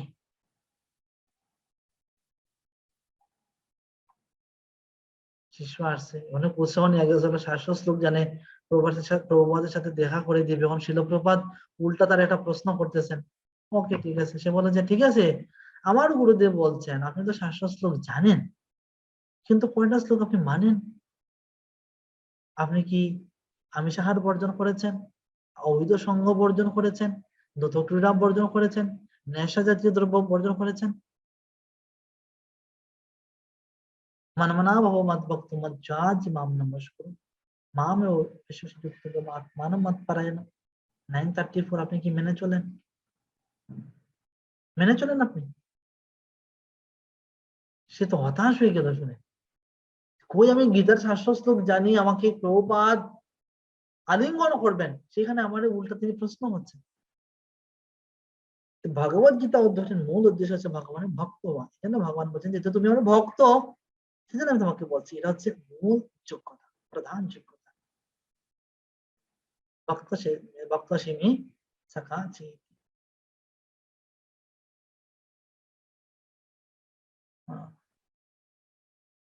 তো সেটা প্রভুপাদ তাৎপর্য প্রথম দিকে কিসের জন্য তিনি অর্জুনকে সিলেক্ট করেছেন সে সম্পর্কে বলছেন। মানব সমাজে দুই রকমের মানুষ আছে, তারা হচ্ছে ভক্ত অসুর। ভগবান অর্জুনকে ভগবত গীতা দান করতে মনস্থ করেছিলেন, কারণ অর্জুন ছিলেন তার শুদ্ধ। অসুররা কোনো এই রহস্য আবৃত জ্ঞানের মার্থ উপলব্ধ করতে পারে না। অর্জুন বলছেন যে অর্জুনের কাছে আমরা কি শিক্ষা নিব। অর্জুন জানতেন শ্রীকৃষ্ণ হচ্ছেন স্বয়ং পরমেশ্বর ভগবান, তাই অর্জুনের পদাঙ্ক অনুসরণ করে ভগবান শ্রীকৃষ্ণকে সর্বকারণের কারণ পরমেশ্বর ভগবান বলে মেনে নিয়ে ভগবত গীতাকে হৃদয়ঙ্গম করলে এই পরম বিজ্ঞানের প্রতি যথাযথ শ্রদ্ধা অর্পণ করা হয়। তার জন্য আমাদেরকে কি করতে হবে, গীতা যদি আমরা উপলব্ধি করতে চাই, অর্জুনের মতো পদাঙ্ক আমাদেরকে অনুসরণ করতে হবে এবং ভগবত গীতার জ্ঞান গ্রহণ করতে হবে। 4 নম্বর শ্লোক।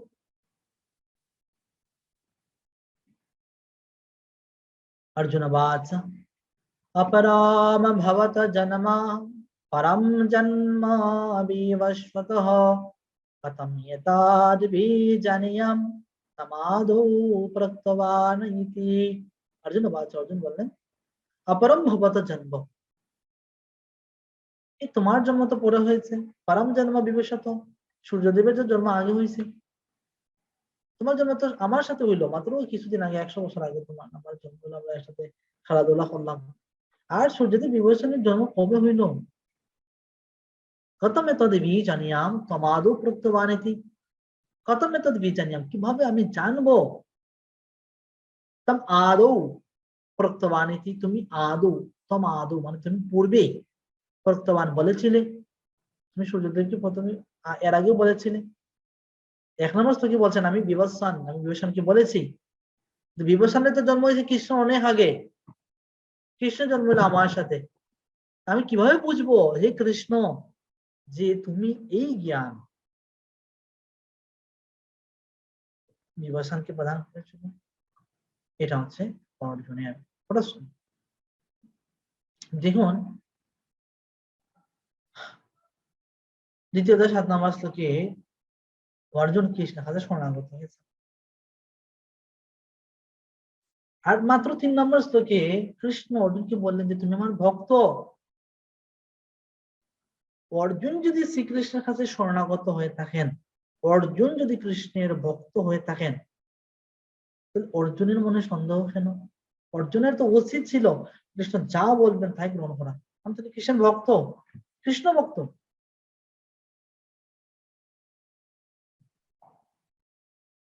তার মনে তো কোনো সন্দেহ থাকার কথা না।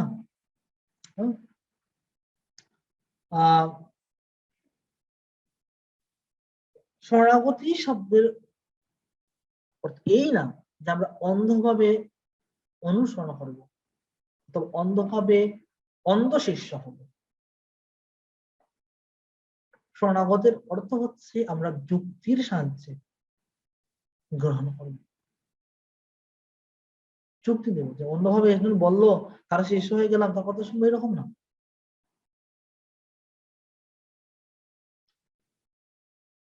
এই জন্য অর্জুন ভগবানের কাছে এটা প্রশ্ন করেছেন। যেমন তৃতীয় অধ্যায়ের 31 নম্বর এবং 25 নম্বর শ্লোকে ভগবান কি বলছেন? এমে মতমিদম নিত্যম অনুতিষ্ঠন্তি মানবা শ্রদ্ধাবন্ত অনুসূয়ন্ত মুচ্ছন্তি তে বিপদে। যে আমার কথার প্রতি শ্রদ্ধা রাখে, মতমিদম নিত্যম অনুতিষ্ঠন্তি, আমার কথা অনুসারে কাজ করে, তারা কি করে? মুচ্ছন্তি তে কর্মবি, তারা আমার কর্মবন্ধন থেকে মুক্ত, তারা কর্মবন্ধন থেকে মুক্ত। আর যারা আমার কথার প্রতি বিশ্বাস নাই, শ্রদ্ধা নাই, এতু এতৎ অভ্যাসয়ন্ত নানুতিষ্ঠন্তি মে মতম, আমার কথা অনুসারে কাজ করে না, আমি যা করি যা বলি তার বিরুদ্ধে আচরণ করে, সর্বজ্ঞান বিমূঢ়ান, যে সমস্ত জ্ঞান থেকে ভ্রষ্ট হয়ে পড়ে। ভালো বলছেন।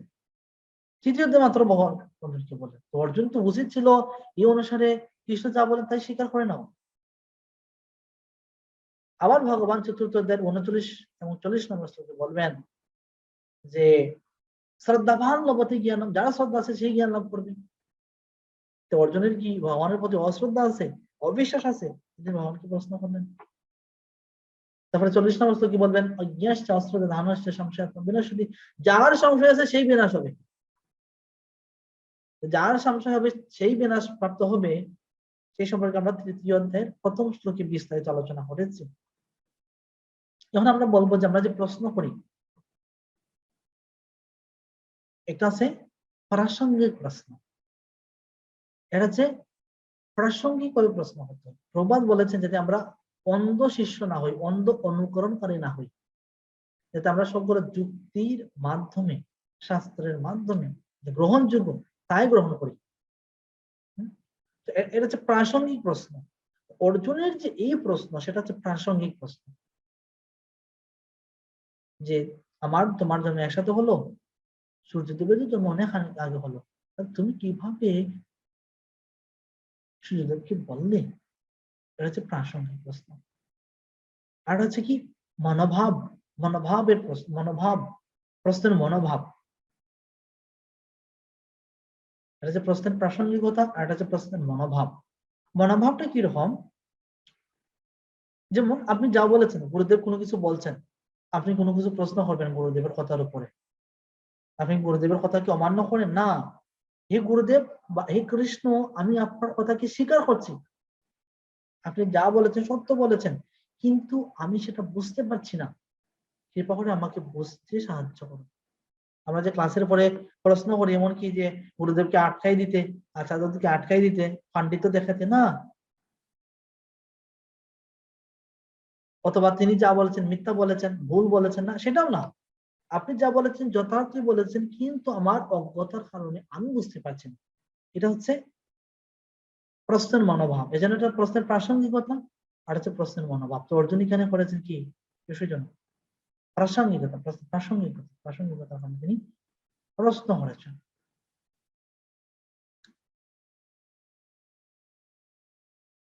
তো শিল প্রভুপাদ তারপর যে বিষয়গুলো ব্যাখ্যা হচ্ছেন আমরা দেখে নিই। ওকে, আরেকটা বিষয় আমরা করতে পারি যে আর অর্জুন যে প্রশ্ন করেছেন, আমরা অন্য দৃষ্টিকোণ থেকে যদি বিবেচনা করি, আসলে অর্জুন যে প্রশ্ন করেছেন তার নিজের জন্য নয়, বরং সবার সবার সমাজের সবার কল্যাণার্থে তিনি প্রশ্নটা করেছিলেন। কারণ দেখুন, আপনি একটা অনুষ্ঠানে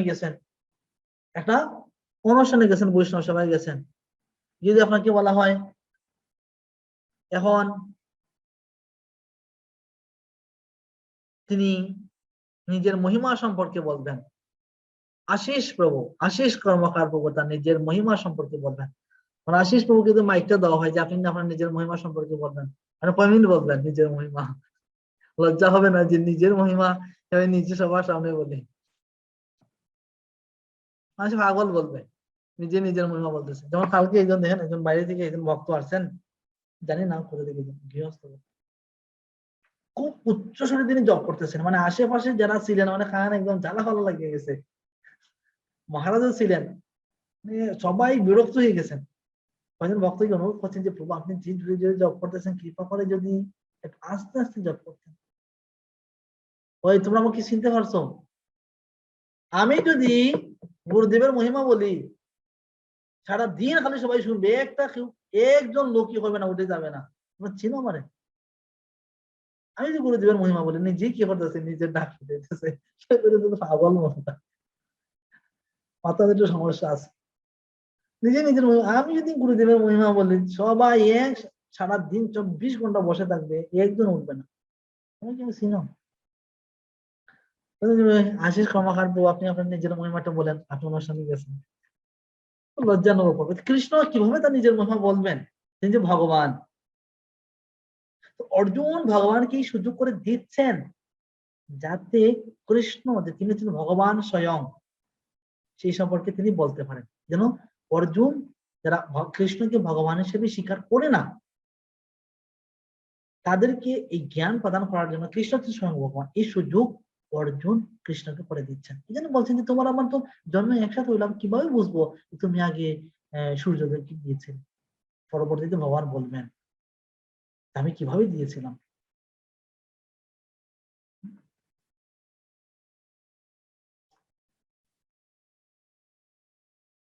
তো শিল প্রভুপাদ তাৎপর্য শেষের দিকে এই বিষয়টা স্পষ্ট হচ্ছেন, এই বিষয়টা বলছেন। সাধারণ সাধারণ মানুষের পক্ষে এটি বুঝতে পারা খুবই কঠিন যে বসুদেব দেবকীর সন্তান শ্রীকৃষ্ণ কিভাবে অনন্ত শক্তির উৎস অনাদির আদি পুরুষ ভগবান হতে পারেন। তাই অর্জুন শ্রীকৃষ্ণকে সেই সম্বন্ধে প্রশ্ন করছেন যাতে তিনি নিজেই তার পরিচয় দান করে সকলের সন্দেহ নিরসন করেন। এই জন্য অর্জুন আমাদেরকে সাহায্য করছেন সেটা বোঝার জন্য। তো পরবর্তী 5 নম্বর শ্লোক থেকে 10 নম্বর শ্লোক পর্যন্ত ভগবান নিজের সম্পর্কে বলবেন, অনেক গুরুত্বপূর্ণ, আমাদের সময় সংকীর্ণ, সেই জন্য আর আমরা ভগবান সম্পর্কে আগামী ক্লাসে জানার চেষ্টা করব। সবাই ভালো থাকবেন। জগৎগুরু শিলা প্রভুপাদ কি জয়। কমল প্রভু কৃপা করে যদি রেকর্ডিংটা বন্ধ করে